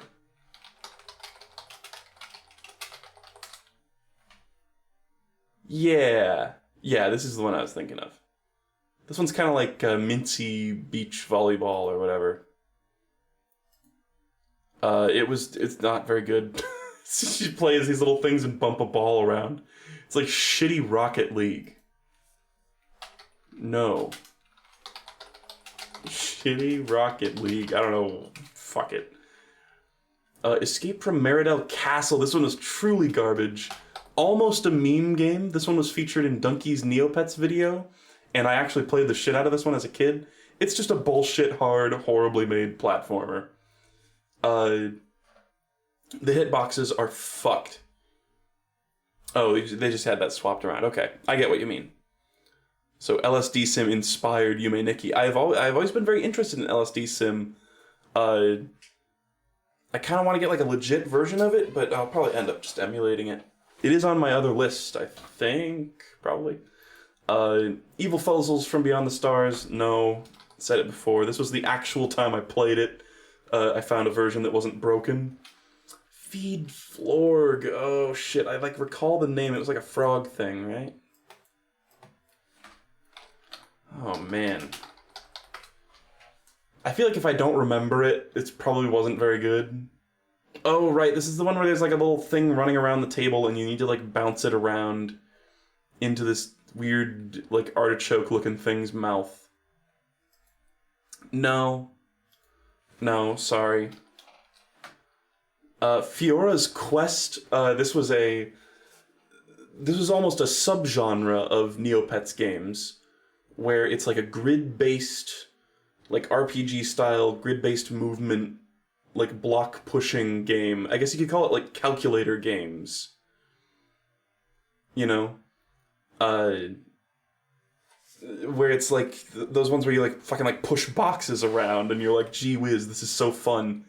But Fiora's Quest, for what it's worth, very aesthetic game. But no, not fun. Grand Theft Imagine, also not fun. That was the one that had a little purple fruit that kind of looked like my logo. Except that mine is gray, for the record. But this was like an avoidance game. It was just really fucking unfun and bad. I remember it having like awful controls and being very, very difficult. Igloo Garage Sale, the game, this one was fine, I guess. This one was a little bit like Hitting Mices, the classic bootleg game.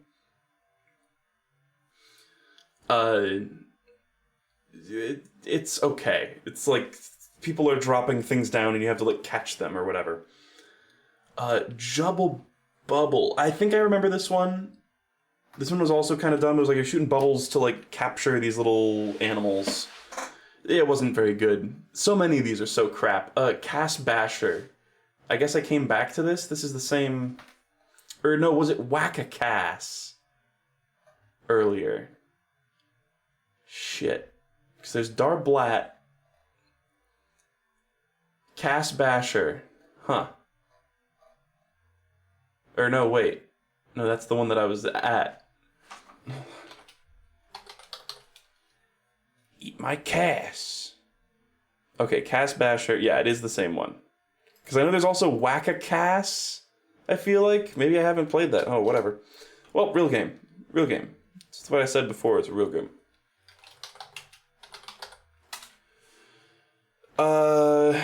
Corbat's Lab. Oh, this is a Breakout clone. It was fine. It's a Breakout copy. Kreludian Mining Corp, or Corp, lol. It was like a lunar lander game, where you like drag a little ball around. Not very fun. Is that what lunar lander is? The little thing where you like, I think it is. I've never actually played lunar lander, so I realize like, I don't know. Pet Rescue, this was a Frogger clone. No. I remember playing the shit out of that one as a kid, though. Snow Roller. This was... I think I remember this one, but I'm going to Google it, just in case. God, I just know everybody cares so hard what I think of these random Neopets games. This is kind of a practice round for reviewing real games. Oh, this is just... It's like a kind of skiing outfit. God damn it. Neopets, the only thing that matters. Yeah, this is the one I was thinking of. It wasn't very fun. It was a game where you play a fucking ball rolling snow and avoid shit. I think you avoid patches of yellow snow, potentially. No. Swarm the Bug Strike Back, it's a Space Invaders clone. Actually, sure. It's fine. Toy Box Escape. Oh, this was a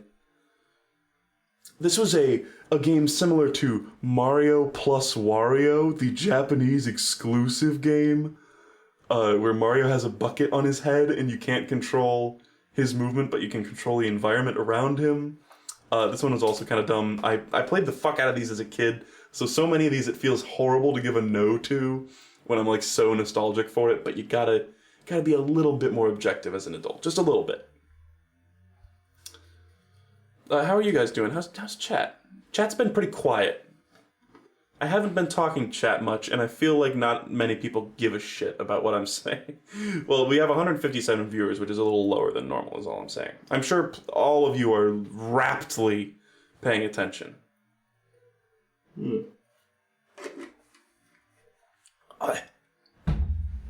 Good. Glad to see you all are live. By the way, I've had that fucking song that the mermaid sings from No Straight Roads stuck in my head. I looked it up. I looked up the soundtrack and listened to it. DJ Supernova or DJ Subatomic Supernova's song is a fucking banger too. And then the one with the mermaid singing is so not my type of music, but I'm jamming to it. It's so far from what I would normally like. Whatever. Zero Ball. This was the one that I cheesed with my auto clicker. This is the one where you just click to keep a ball in the air. It was actually kind of fun. I'm gonna give this one a sure. I'm sure it's a ripoff of something, but I don't know what. The Last Smiley. This was a 3D shockwave game. Some of these I say not a Flash game technically. There's actually tons of these that are not technically, strictly speaking, pure Flash games. That are not even marked as such. Fuck it. They're just a lot of these are just games that are on Flashpoint. The vast majority of these are real Flash games, but every once in a while there are ones that I'm sure there are ones that I've failed to mark down. Also, all the lyrics of that fucking mermaid song are ocean puns.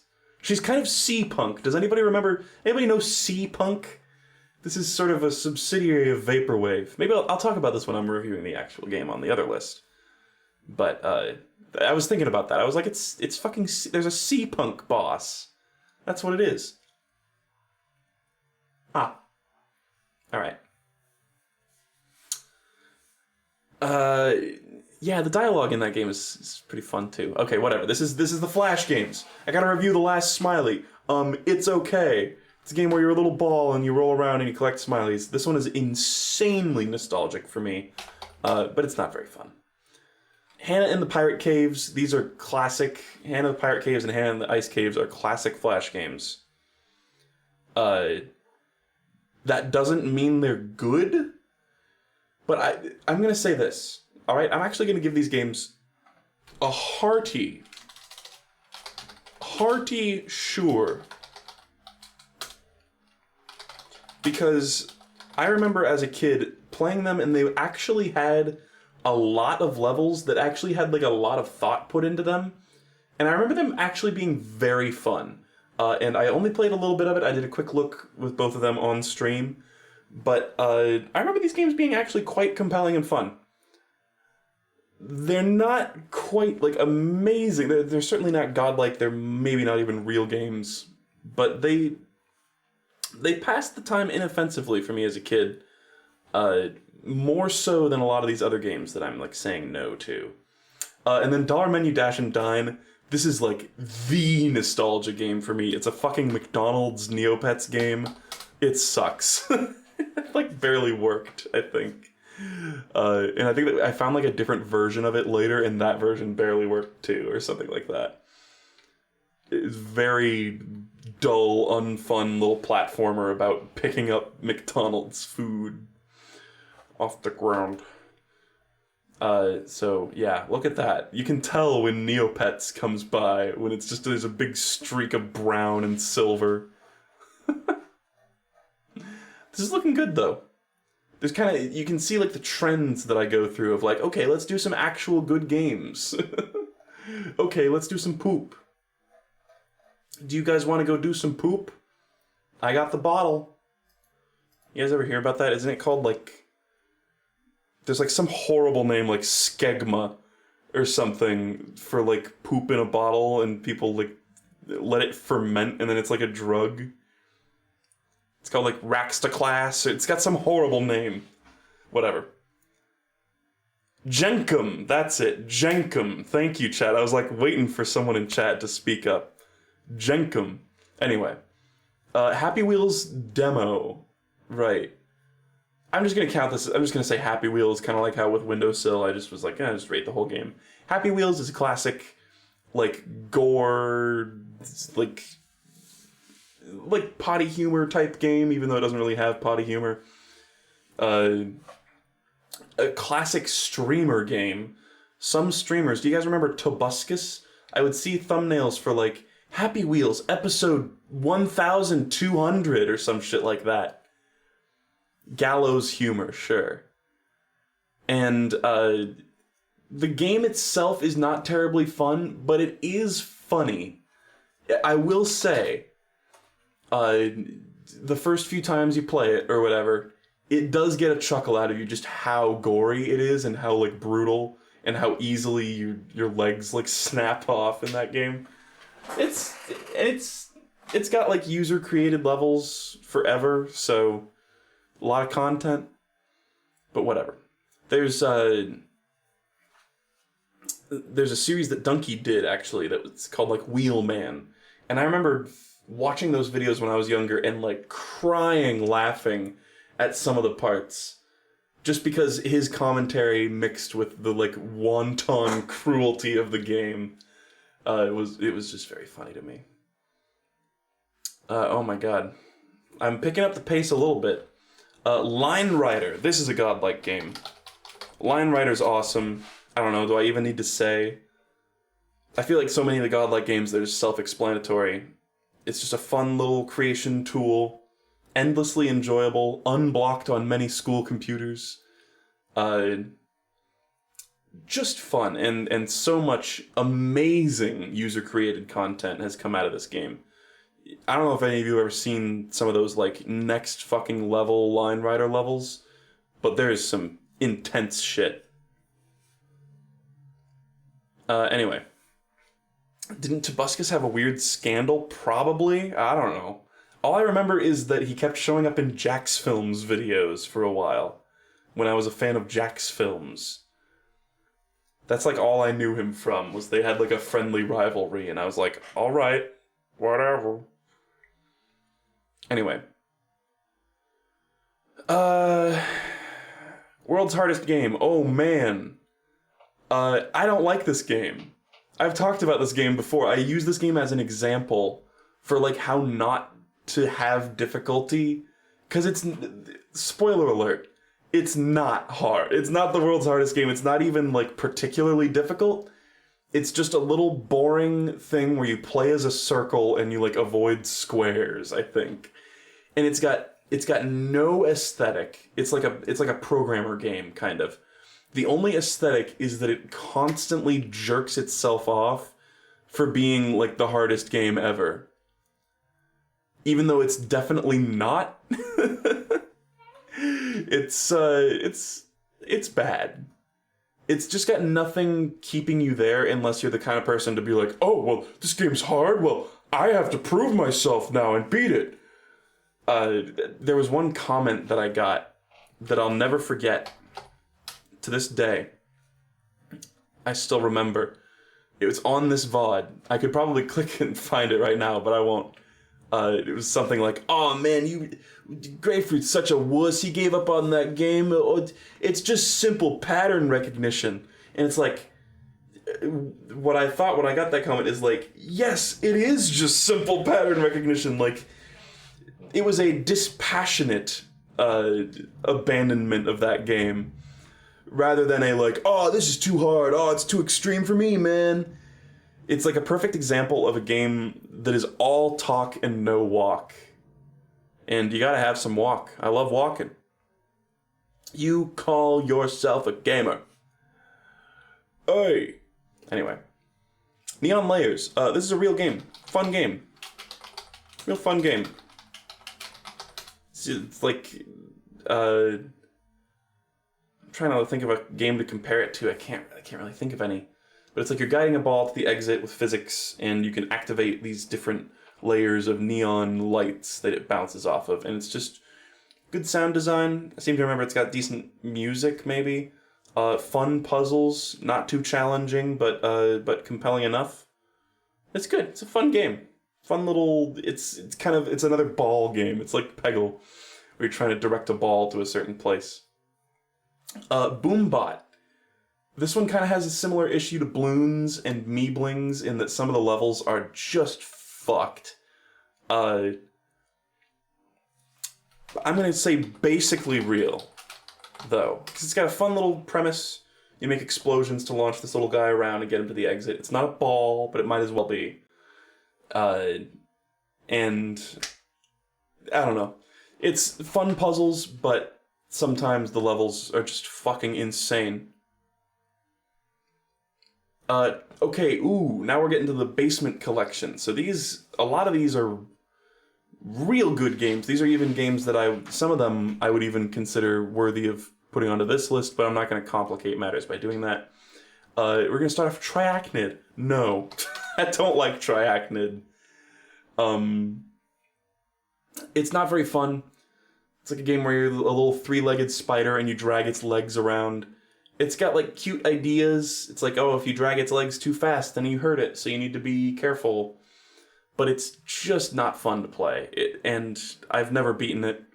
It's just not very enjoyable. I don't know, maybe I just sucked at it. There was another similar game that he made called Gish that I also sucked at and hated. So maybe I'm just bad, but I guess it was kind of almost Quap-esque, you know? But yeah.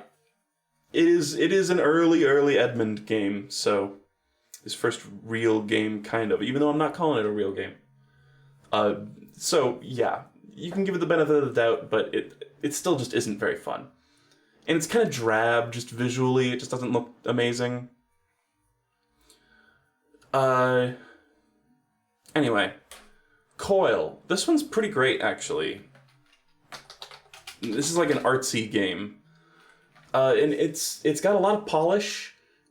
It's got actual gameplay. It's got puzzles. I guess you could say that the closest thing to a core element of this game is like figuring out unique movement and using it to your advantage. It's basically just a collection of weird little mini games that highlight the formation of a fetus, I think. And it's pretty cool. It's got like this... The one thing that always threw me off was the dialogue. I don't remember exactly what the story is about, but I seem to remember it always being kind of like, what? Like, what is this talking about? But whatever. So, Coil, real game. It's cool. It's not godlike or anything. AVGM, this is a meme game. Through and through. Through and through. Barely fits. This is a game created as a joke. This is the one that goes doom, doom, doom, doom, doom, or whatever. It's got like this silly music. And it's the one where you flip a light switch over and over to get rewards that come increasingly slowly. It's supposed to be sort of a commentary on exploitative game design, where you make people want things that are basically useless just by withholding them a little bit. It's an interesting statement, and it's also kind of a funny joke. And also, I remember when I was younger, I set my auto clicker on it overnight and just got all the achievements for it, for like all the ridiculous ones where you have to click like 1,000,000 times or whatever. I just did that shit in my sleep. So I'm a god gamer. I love how I was like, oh yeah, we're getting to the basement collection, and then in this first stream, I think only one of them is actually a real game to me. No, but Grey Matter is a sure. It's very bland. It's kind of similar. Oh, it's kind of similar to Web of Vernax earlier. This is a game that I could have compared that to, where you're sort of corralling little enemies in these like in these containment, these areas where you draw little containment lines and it kills them. It's fine. It's got almost no aesthetic. I don't even think it has music. I don't personally find it amazingly fun, but it is functional and it's a pretty unique concept, so it's whatever. I'm sure other people would be able to enjoy it more, maybe. Original Meat Boy. I'm gonna say a very tentative sure. I am almost at the point where I would call Meat Boy a no. Like, Super Meat Boy is so fucking good. And original Meat Boy is just not very good in comparison. Like, the controls, just the straight-up controls of Meat Boy are just not amazing. And it just, like, maybe it's like I've been ruined for it, you know? Does it say Fulmished? The I is capitalized here. God, it sucks. I'm fixing these issues, but these issues are not going to be fixed on the main list. Whatever. Nobody cares. Like, it's got... Yeah, does it even have good Danny B music? I don't think it does. I think it has, like, sort of demo track type music. And... It's fine. It's fine to play as, like, a historian, I guess. And Meat Boy had this great feature that many more Flash games should have had, which was it just gave you free level skips. It gave you, like, maybe, like, 5 or 6 opportunities to just skip levels. So it was, like, certain levels you don't even have to beat. Almost as if it knew that it was kinda bad, and, like, some of the levels were kinda horse shit. I don't know. It's just not very fun compared to Super Meat Boy, so I'm giving it a tentative sure.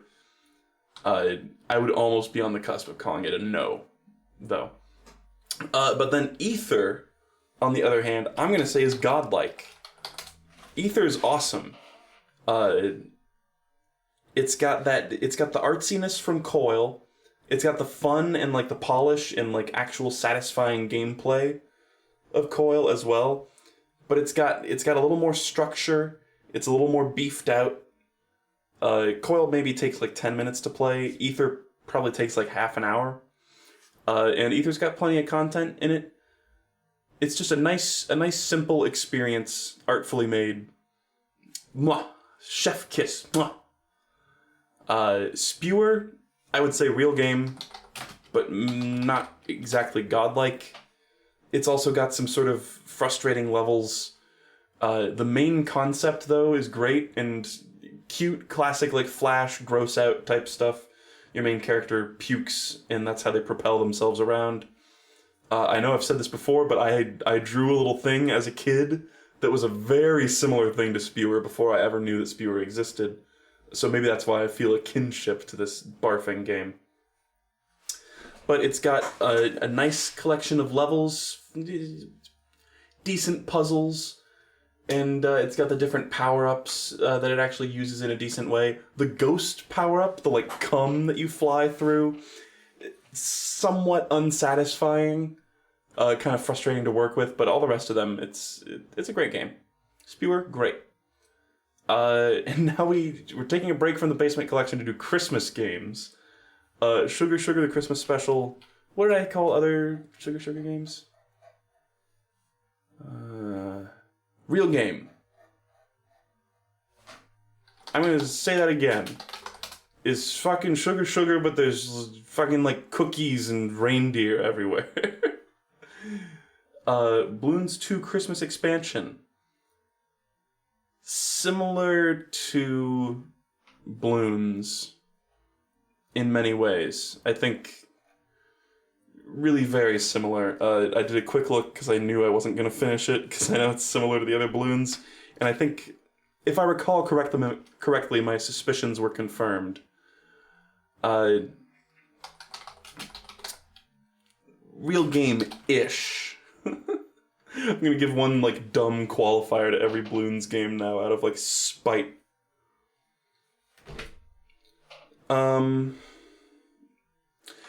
Yeah, what would I rate the C-Word game? I've actually never played it. Yes, Edmund McMillan has a game that is kindly referred to as the C-Word, but its technical name is Cunt. It is just called Cunt. Yes, I will never play that game on stream. It is very inappropriate for Twitch. But it doesn't look terribly amazing. It kind of looks similar to the Weltling games, which we'll get to very soon. Elf Snowball Fight. It was shit and not even very funny. It was about the movie Elf. It was really bad.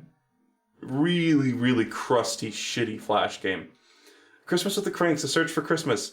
Almost meme-worthy, but also a no. It's just not fun. These were both sponsored Neopets games. Uh, they're just not very good. Christmas with the Cranks bears the one distinction of being the longest title that isn't that one obnoxious game. I guess this one I added a little AKA, but that doesn't count. It's got one of the longest titles. Actually, it might even be longer than the one with the acronym, even if you count the acronym. Or not the acronym, the little addendum.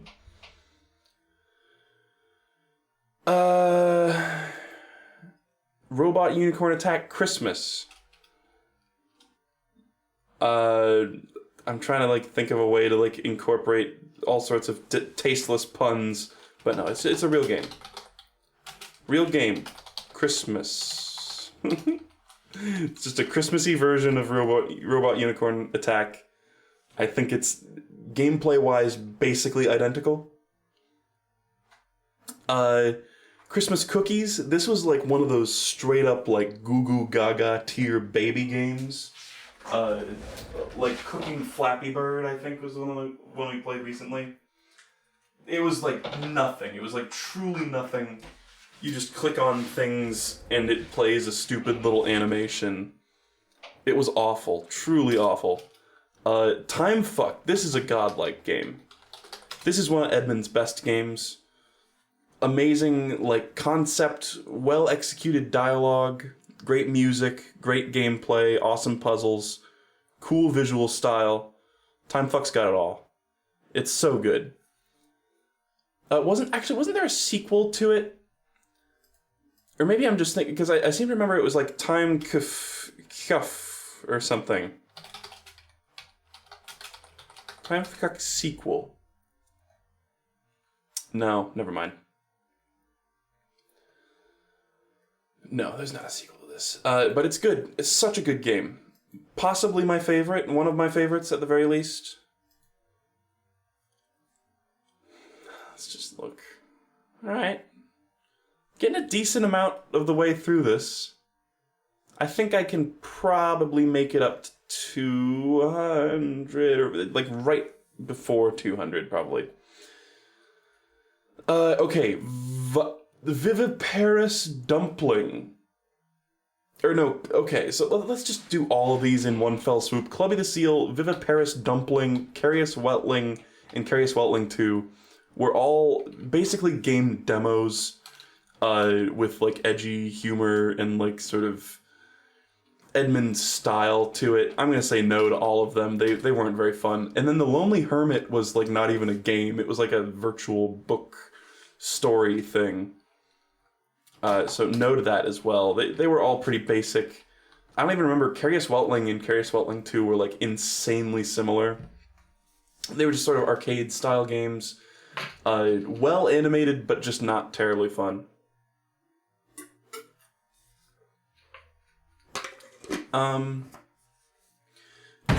Now we get to Cars 2 Karchinko. This is a meme game. Oh wait. Absolute meme game. It's Peggle, but Cars 2 themed. It had some weird...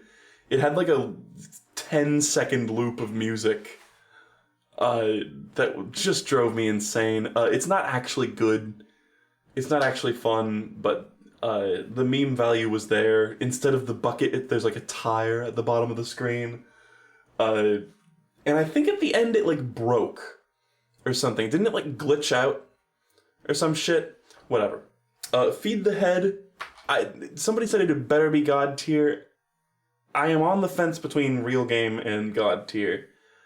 I think that Windowsill is better. Feed the Head is certainly cool, but it's more of a little brief experience. It's a little less expansive. I'm just gonna say real game. Very cool, though. It's another Vector Park game by the same guy who made Windowsill. Same people, I think. It's very cool, very surreal. Very satisfying visuals and sounds in those games. So, yeah, there's a lot to love about those games, honestly. Knd Ice Cream, sure. Kind of a decent little fly-around game. It's got a charming amount of variety and visual detail and animation. It's a fucking Codename Kids Next Door game, but it's actually okay. Golf Physics. I'm gonna say real game. That's just a fun... When I was younger, physics flash games were my shit. And Golf Physics was just 2D putting mini golf, and there's like Mario Galaxy style gravity wells, basically. It was fun. It's got funky music too, if I recall correctly. It's like it kind of reminded me of like Daft Punk beat almost, like Harder, Better, Faster, Stronger. Even though I'm pretty sure that part of the song Daft Punk didn't actually write. Whatever. I think that's the part they sampled. It's a Nice Day Today. Fuck, what was this one? This was the one that it was barely even a game, and it was a really quick look because it cut to a guy jerking off his little cartoon penis, and I clicked out of the window because I was like, oh shit. I didn't know it had cocks. But yeah, it was something about like the sun. It was a little animation where it's like the sun rises and it looks in somebody's window and then they're just like masturbating, and then the sun goes on like a rampage and burns everyone. And it's like you can control the sun, but it's so ungame-like. It's just you can move where the sun is on the screen basically with your mouse. No. Meme. Attraction. Fuck, I don't remember what this one is. Hold on. I'm sure I'll go like, oh, in just a few seconds. Oh, right, I remember this one. This was kind of an arcade-style game. This one was actually kind of fun. I remember this one. It's like you have to like avoid but keep a certain distance from like the other thing that's like gravitationally circling around you. This one was actually kind of fun. It's not legendary. I'm gonna say sure. Basteroids. This was a meme game and it wasn't very fun. And the joke in and of itself, it's asteroids with bass.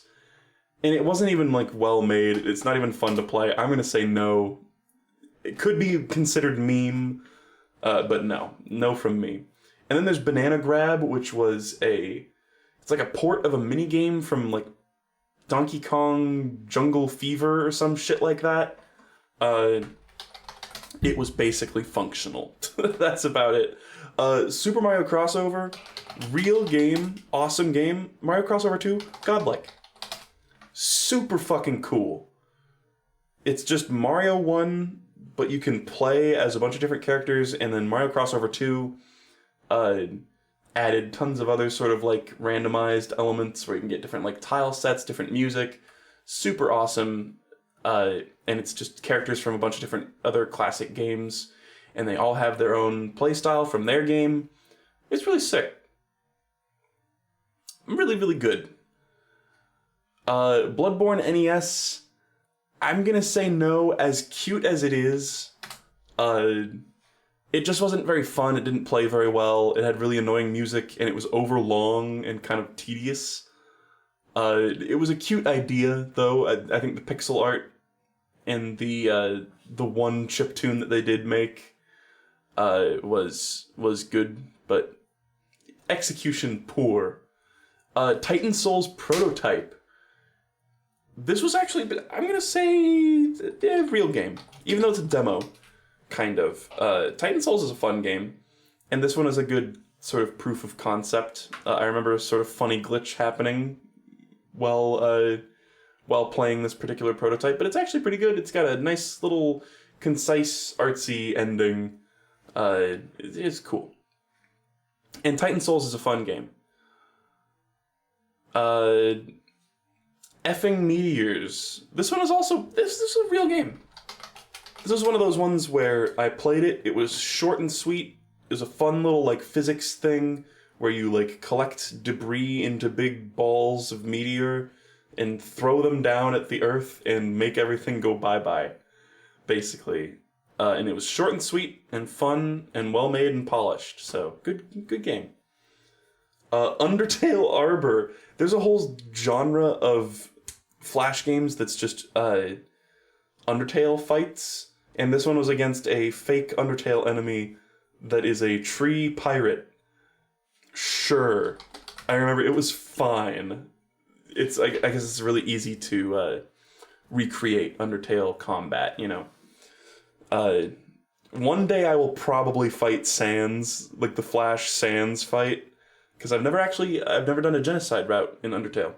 As many times as I've played it, I've never fought Sans, so I might do that someday just for the gamer cred, because I've heard it's quite a hard fight. Vegetable game. Wasn't this one like true, like shit tier? I very vaguely remember.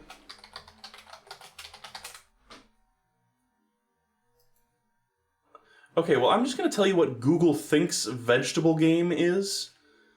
Everyone sits in a circle and chooses a vegetable they're going to be. This sounds like a blast. One person starts by saying their vegetable and then another person's veggie. The second person says their own, then someone else's, and so on. The catch is that you cannot show your teeth! If you show your teeth, you're out. This is from bestpartygames.co.uk. Vegetable game. That sounds like the most boring game that you could possibly conceive of, and also completely arbitrary? Oh. Oh boy. Vegetable game. Oh shit, this was another Terry Kavanagh game. This is the one where you play as a bear, and you hug people, and the first person you fight is a jaywalker, and then like a litterer, and then like a graffiti artist, and then it like it's like going up and up in like inclinations of, or in increments of being awful until you're fighting like Hitler and John Wayne Gacy and stuff. And you beat them by hugging them, too. Very bizarre, kind of offensive game. Really weird, Terry Kavanagh. I'm gonna say meme. Very, very bizarre. It's not very fun.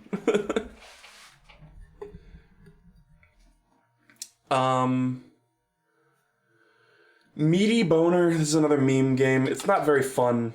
It's a game where you play as a skeleton and you strip the meat off of werewolves. By the way, speaking of stripping off, I'm taking off my wrist brace. It's getting sweaty.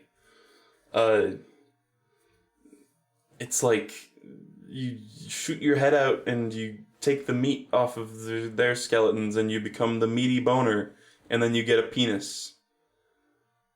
And that's it. That's the whole game. It's not terribly fun, but every once in a while the announce goes, Meaty Boner, Flaming Boner, and stuff like that. So, Comedy Gold. Civ Balls, real game. Real ball game. Yeah. It's just a fun little puzzle game. Swinging balls around, getting them into the little vase or whatever. I never really understood. It's like vaguely ancient civilization themed, and I always hated the little face on the balls. I've talked about this on the stream. They've got like one square eye and one circular eye for some reason. It always like threw me off. But whatever. We're getting close to 200. Oh god, we've got some of these streams where I just played shit. Steer Wheels, I'm gonna say sure, this is a nostalgia hit for me. I liked it a ton as a kid. It's a basic physics platformer where you play a little car, basically. And the music in this game is a default loop from GarageBand or some shit like that, or like iMusic, which is almost, perhaps its most distinguished quality. It's most distinctive, rather. Swinging Ball. This one says marred here. Swinging Ball, I found like a weird version of it that was like different from the one I had played as a kid, and it was like harder levels and there was no sound. It was very bizarre. I would not recommend this version of the game, but I would probably give a sure to the actual version that I was looking for, but I never found it. I never found a I never found a working version of Swinging Ball as I remember it. But it was just a game where you play as like a ball and you have like a Spider-Man ability, basically. You have like a grapple hook tether thing and you can swing around. Spider-Man City Raid, godlike. And it's also a meme game, but it's also genuinely kind of fucking fun to play. I think Swinging Ball is what like inspired me to play Spider-Man City Raid. I was like, oh my god, have I never played Spider-Man City Raid on stream? But if you've never played Spider-Man City Raid, go play it right goddamn now. It's just funny. It's almost like QWOP, except you actually have a lot more control over your character. And it's actually fun to swing around, and the slinging web physics are actually kind of fun. Color Infection is another nostalgia hit for me. I'm going to give it a sure. It's a fine puzzle game. It's exceptionally boring. There's no music. You know what? I'm going to bite the bullet and just say no. Even though I played them. Even though I played that and Color Infection too. Oy vey. Oy fucking vey. Is all I gotta say. But they're like fine. They're fine puzzle games. That's another game that's like a programmer game. Except that it's not constantly jerking it off about how hard it is. Stack to Police. Why was this one a really quick look? I don't even remember. But sure. I remember playing it as a kid. It's got impressive animation for a Flash game. It's like you move these boxes around and the people inside the boxes like realistically go whoa, whoa, and like move around. I don't even remember what the goal was. It was like stack them without them falling over or whatever. It was basically fine, but not super compelling. Alphabet Shoot. This was, real game. It's also kind of boring, but it's like a fun little physics game where it's like you control a bunch of different little cannons that shoot letters, and you press the letters on your keyboard to shoot them out, and you have to like eliminate them all. It's kind of fun. Totem Destroyer, this is the one I was talking about. This is another sure, where it's a click on blocks to destroy them, but don't destroy the things that don't want to get destroyed type game. Where there's a totem at the top and you have to be gentle with it. It's basically fine. Another one of those games that would be very addictive for like a kid,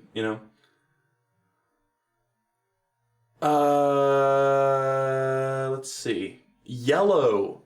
This was an awesome game. I'm actually going to give this one a godlike too. This is kind of like a Hoshi Saga, which is later up on the list. We probably won't even see it today. That was in the Blue Maxima streams, which I want to have him on again, by the way. I don't know, Blue Maxima, if you watch these or anything. It's been a while since we've had him, and I think I'd probably want to wait a little while more, because I got Spooktober, and also I want to rest up my hand. But after that, I'd love to have him back on, recommend more good Flash games, because he's got like the secret hits. But Yellow was just an awesome puzzle game where each level was like a unique thing. It was just fun. It's kind of like Windowsill, where it's like figuring out the abstract solution to these puzzles, and it's pretty fun. Gravity. Oh, this was another Lunar Lander type game. Sure, it was like fine. I don't know. Not terribly exciting or fun, but it was functional and it had levels and I played them. Tetris. Also, sure, it's a great concept.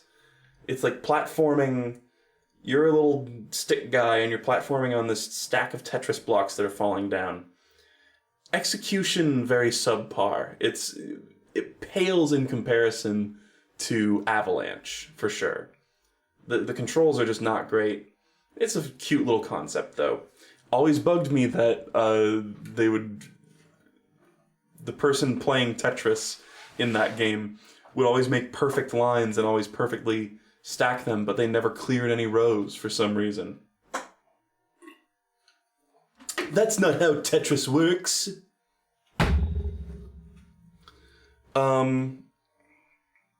You Must Escape. Fuck me, I don't remember this one.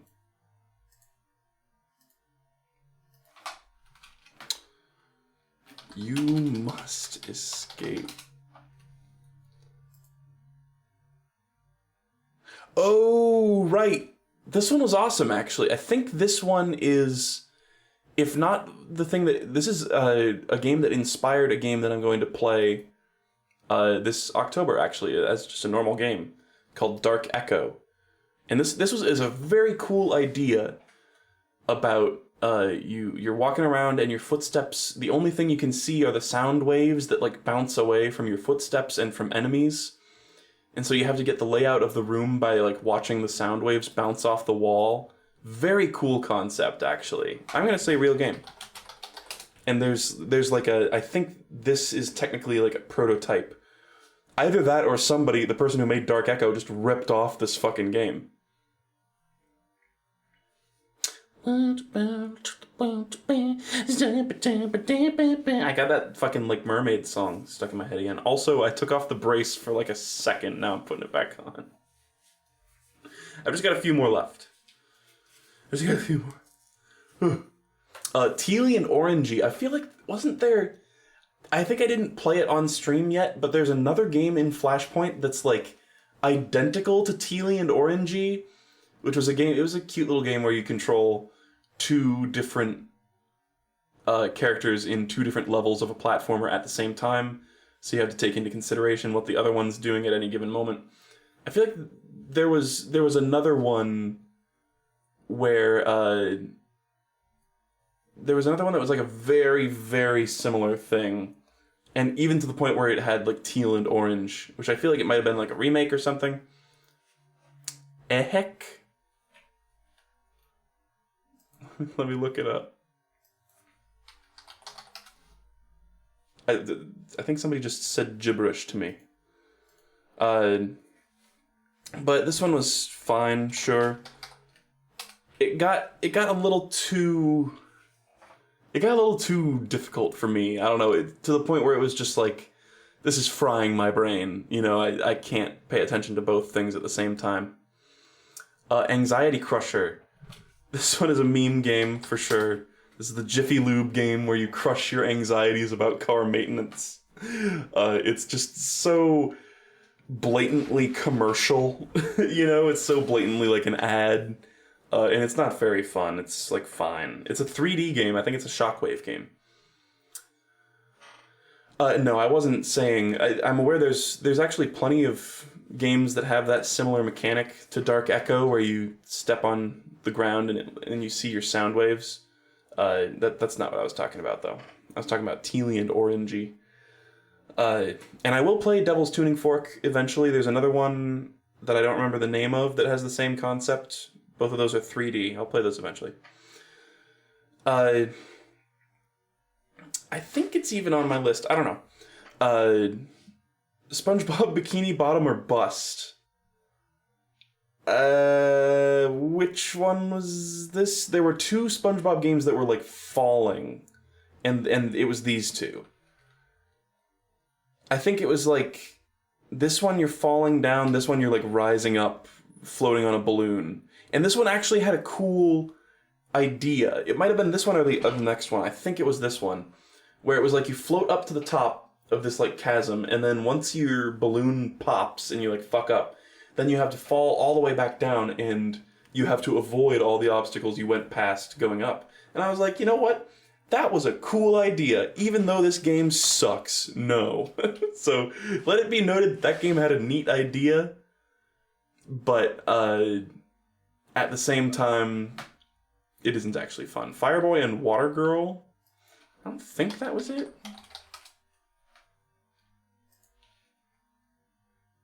No, this does look similar, but there was one that looked like straight up like a ripoff of Tealy and Orangey. That's not the one I was thinking of, though.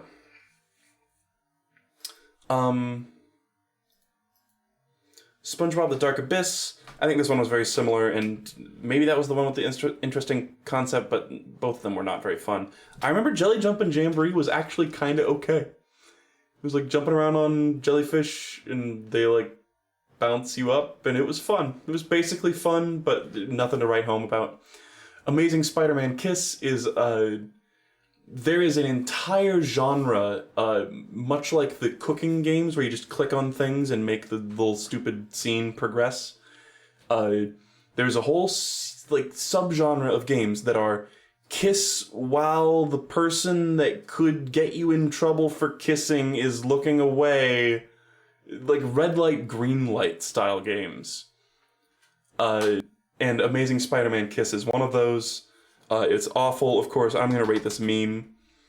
But if it wasn't meme, it would be no for sure. It's not fun. But it is kind of entertaining. Especially because in this one in particular, it was like Spider-Man. What do they call it? It's like committing some pretty atrocious PDA, which is not in and of itself a bad thing, but it was like exhibitionism levels of PDA, where it's like him and a hot chick hanging out in a web above the traffic, making out. Man, don't let Dr. Ock catch you. Photos of Spider-Man was totally forgettable. I'm gonna say no. It was just kind of like, okay, I don't even remember how it played. It was like taking pictures. I don't even fucking... It was like a Where's Waldo type thing, I think. You Said a Meowthful is one of the most jank Flash games I've ever played. Also the My Little Pony series that we're about to see. True, like, jank, clearly made by, like, one person who had a very, like, loose grasp on video game design. This is the one where Team Rocket is walking around holding a trampoline and Meowth has to bounce up. It's awful. It controls terribly and it's not fun.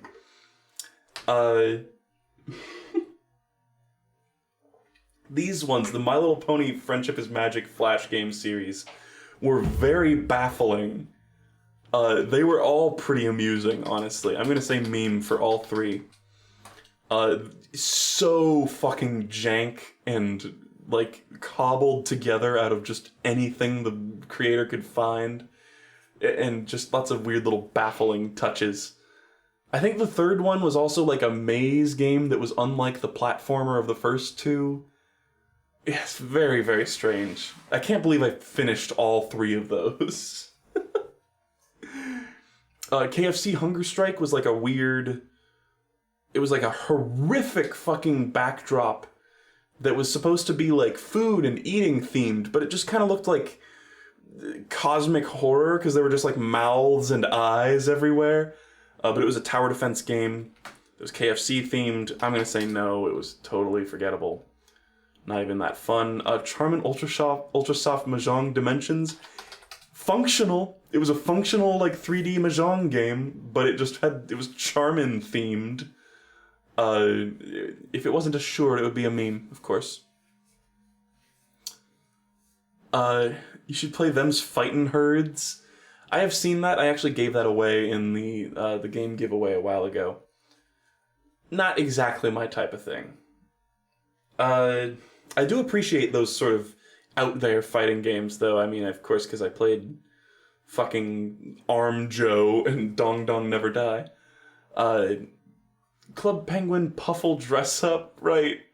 It was just a terrible dress up game for like a little thing that looks like a fucking chuzzle, where it's like, how much can you even dress this thing up? You just put it in a bag, that's it. Then we got Kenny vs. Spenny Quest for the Family Jewels. This is a genuinely just miserable game. I kind of like Kenny vs. Spenny, but this game was just awful. It was like, hold down the meter to charge and kick Kenny in the nuts. Or whatever. It was bad. It was genuinely really bad and kind of cringy. And then Celebrity Guess Who. Oh, this one, it was also not fun or good, but it was kind of like Where's Waldo. It was like search in a crowd and find the one face that's been photoshopped to be like Hillary Clinton or whatever. And it actually got surprisingly challenging by the end, but it just wasn't fun. Or no, wait. No. Celebrity Guess Who was a different game.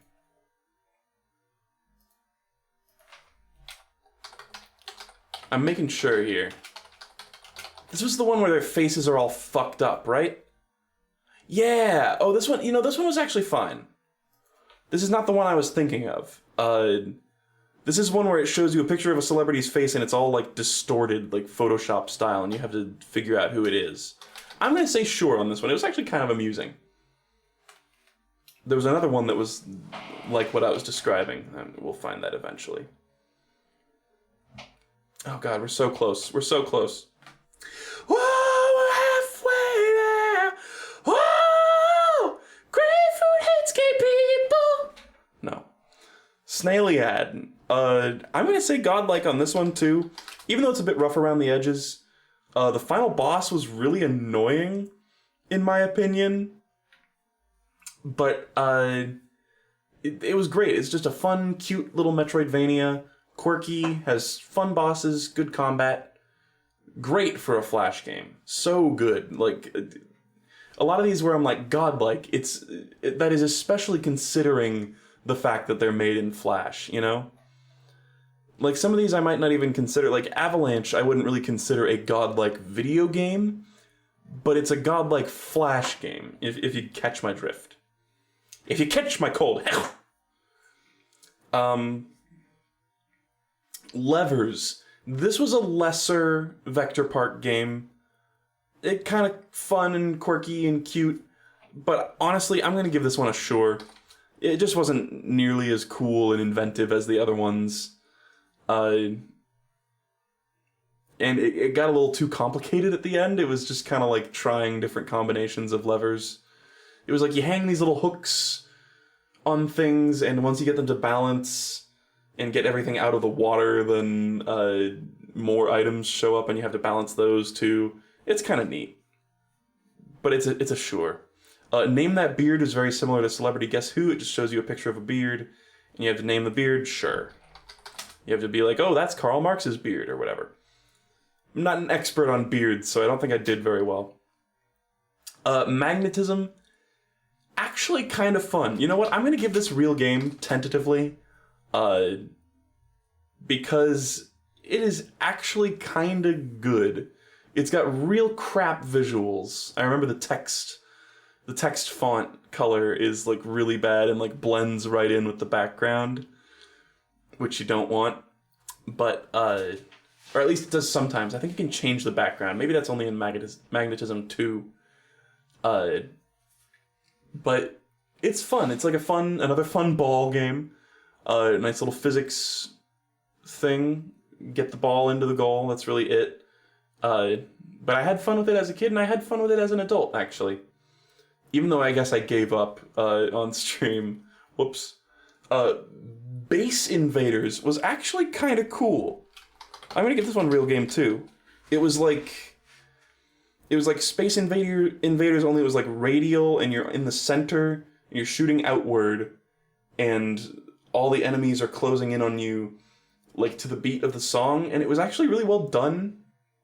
The like dynamic music effect, I know that's something that's not unique in games, but I was just I remember when I played it, I was very impressed with how well done that effect was, especially considering, again, that it's a Flash game.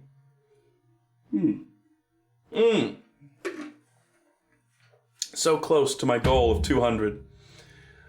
So I'm definitely not doing all the rest of these today, but next stream I will get the rest of these. But alright, I'm just gonna go through this whole multiplayer games with Mitchell stream. Super Smash Flash. I'm gonna say meme on this one. I know Super Smash Flash 2 is like a legit Smash game, basically, but Super Smash Flash is insanely janky and goofy, and it's chaos. It's got so many glitches. Apparently, the metagame of Super Smash Flash is dominated by an instant KO glitch that almost any character can perform. The physics feel awful. It looks jank as shit. It's perfect. It's a perfect meme game. Wrestle Jump, this is not a Flash game, but it's like a Unity game, and it's actually very fun. Real ass game. This is one where you have two wrestlers, you're two like luchadors that have like conjoined arms, and you jump around and try to bash each other's head into the ground. One of the most fun, like online, like LAN. It's on the internet, but it's like a local multiplayer game Simple and effective. It's probably a phone game, too. Tug the Table, also similar thing. Not quite as fun as Wrestle Jump, but it's made by the same people, and it's like the same type of concept. Meepit versus Feepit. This is a Neopets game that's like a fighting game where you play as two little pets or whatever, or Neopets. It wasn't very fun. Almost has meme value, but not even really that. Championship Cockfighters. This and Kangoo versus Kangoo were some of the most nothing fighting games I've ever played in my life. Kangoo versus Kangoo specifically, I remember them being so basic and bad. I think Championship Cockfighters might have just been a button mashing game or something like that. I don't know. True trash. I just wanted to find some like silly, horrible versus games for that. 2-Quap, I would say also meme, just like Quap. I mentioned it earlier. It's not the worst expansion of the concept, you know? It's like now it's 2 players and you're racing each other. It's like, all right, it's an actual race. I mean, that's what the original game is framed as, even though you're only one guy. Then there's Not Tub. This is another Terry Kavanagh game, another heavily experimental game. I have no idea. Oh my god. I just realized why it's called Not Tub. It's button spelled backwards. I've never realized that. I've always wondered why it's called Not Tub, but just looking at it just now, I realize it's button. I don't know exactly that. I mean, it's because you only press one button for the game. The whole concept is you press the space bar, everyone presses space bar at the same time, and whoever gets furthest away from the computer after 10 seconds wins. The game doesn't even work because once you're far enough away from, once you're out of the room, you can't see the counter on screen unless, so it's like, do you have a stopwatch out for Not Tub or whatever? I don't know. But kind of, it's funny. It's a funny like one joke game. So meme status for that as well. Bloody Rage 2. Sure, it was like a 3D shockwave fighting game where you could like paint on your fighter and it had like a bunch of meme characters. It was kind of cool, but it was not very fun to play. Mutiny Godlike. This is our first Nitrome game on the list. Nitrome Must Die, I'm just going to go ahead and say is sure. I'm sorry, I remember it being a lot more fun, but playing it with Mitchell, we were both just like, man, this is kind of boring. So, but Mutiny is another amazing multiplayer game. It's a lot like Worms, if you've ever played Worms. I'd say almost certainly inspired by Worms, which is another series I have yet to tap into on stream. But very fun. It's Worms but simplified. I've never been great at Worms. It always felt a little too complicated for me, so Mutiny is just perfect for me. And it's got great music, too. Super fucking chill music. So yeah. That's it for today. 207 games reviewed. And I've got about 200 more to review next time. But alas, that's for next time. God, it's a pretty even mix, honestly. There's no real distinct, like, I mean, there's brown streaks for sure. There's skid marks all over this list. But, it's kind of all over the place. Not as many meme games. But yeah, you know what? It's kind of fun to just sit here and flap my mouth for a bit. And honestly, I care way less about reviewing the Flash games than I do legit. Oh god, I got hiccups now. Great. Than I do reviewing legit games. I'm very much looking forward to reviewing legit games and talking more in extent about a lot of those. But these, it's kind of fun to revisit and look back and see if I can even fucking remember some of these. Yeah, you guys, I'll link this list in the VOD. Or in the description of the VOD, rather. It's very, tiring on my voice. I always am thrown off when my voice gets tired. I'm like, huh? But I guess that's it, yeah. Thanks for watching, guys. Oh, wait.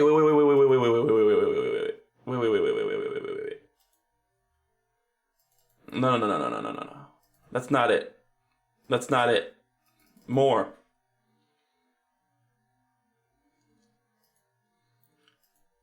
I almost forgot to play one game. If anything, just out of obligation, I'm going to play Dino Run. We're going to do a single game.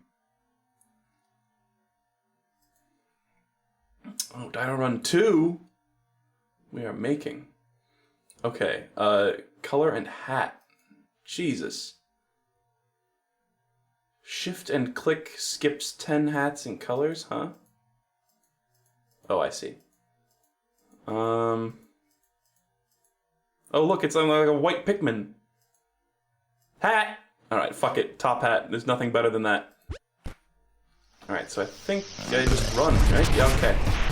Shit, that's so loud. I'm so sorry. Oh, God. Oh, God. I'm sorry, I'm gonna lose. It's still kind of loud. Well, hold on. This first run will be a fluke.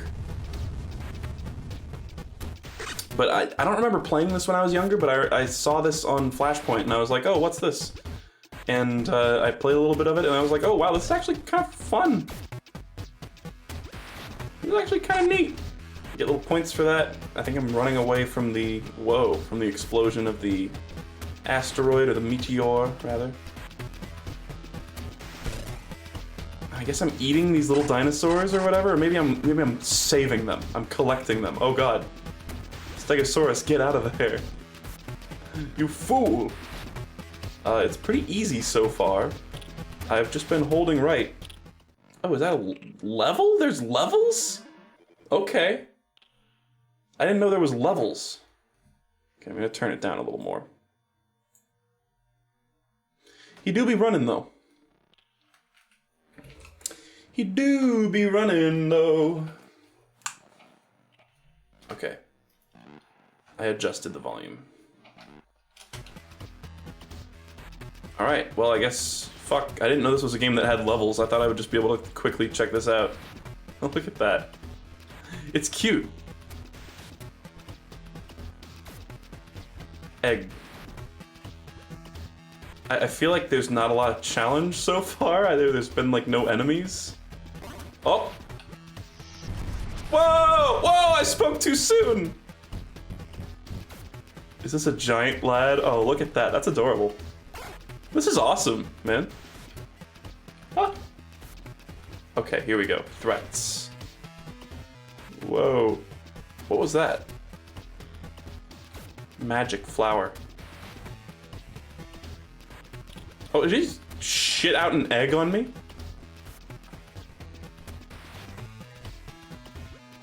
I don't know what's up with this, like, music, too. I don't know what I just got. Feels like jumping is a good way to get up hills. What are these? Gimme. Oh, shit. Look at that.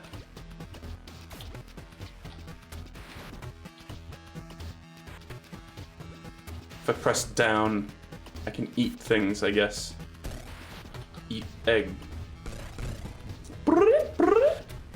Alright, nice.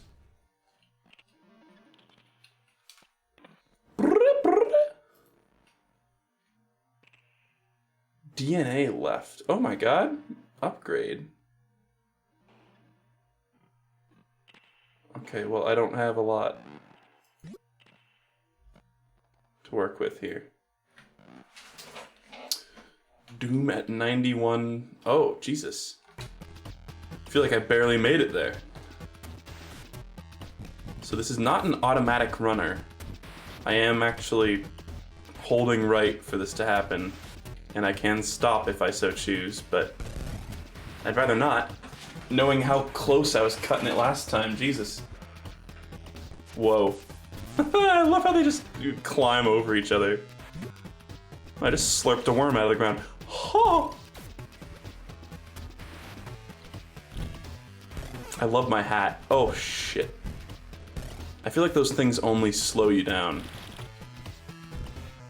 Oh, Fuck. Whoa. I love my little lad. This hat. This was a bad idea. This feels like the end of Celeste. Whoa. Whoa! 1 second boulder ride. I got a Hawaiian 1 second roller boulder ride. Sa-ba-ba-bee-ba baby bobo.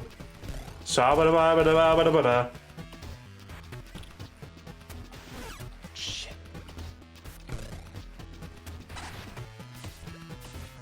I'm just gonna go until I die. Because cute though it is a little boring. Whoa, I'm angry! Phew. I feel like I was cutting it close. Yeah. But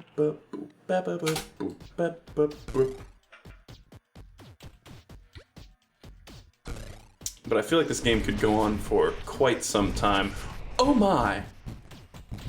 It's cool though, it looks good, plays decently well. It's actually kind of exciting and cool. It's very like dynamic, I guess, would be a word that I would use to describe this. Whoa. Whoa. That collision sound effect. There were like some things bumping up against each other in a way they were not supposed to be bumping. Whoa. It looks cool. I don't know what to say about this music, though.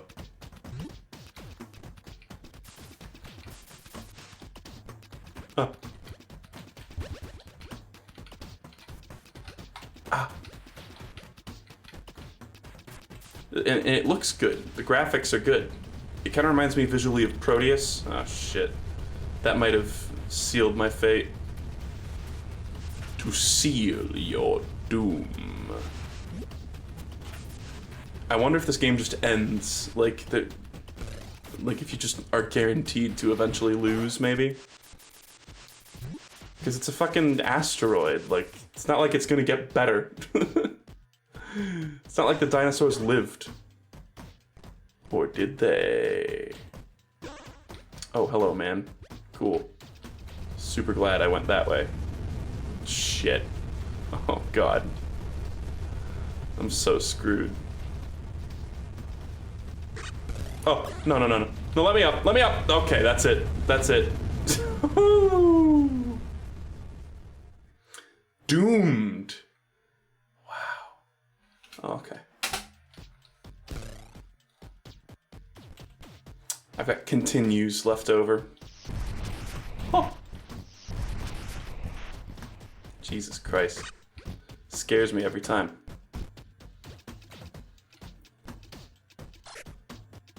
It's very, like, minimal, weird music.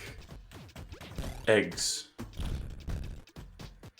But, judging from the power-up screen, it seems like this game actually goes on for quite some time. I think this will definitely be a quick look type situation.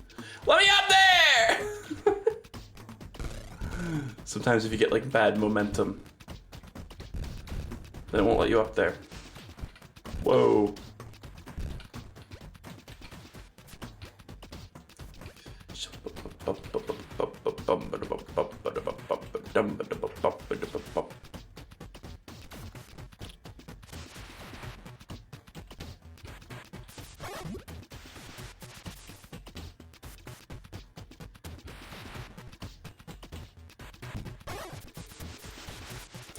The background kind of just gives me a Pacific Northwest vibe. It just reminds me of being around my hometown, my home country. Yeah.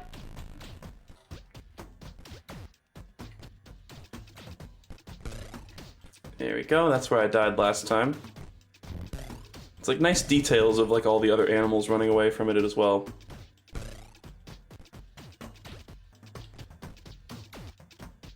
Eggs. Alright.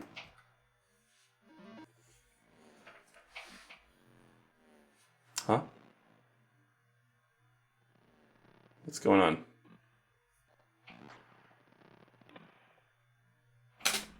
What's happening?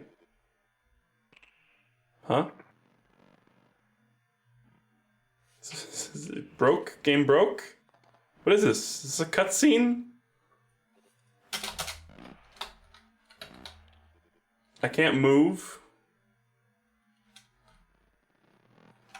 This is weird. It is kind of creepypasta. It's just making weird noises and it's red now. Is it just that I have to wait? God, this is creepy.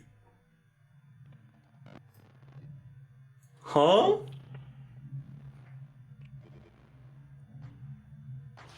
I don't understand. Seriously, it's just... Is it ever gonna... What the fuck was that?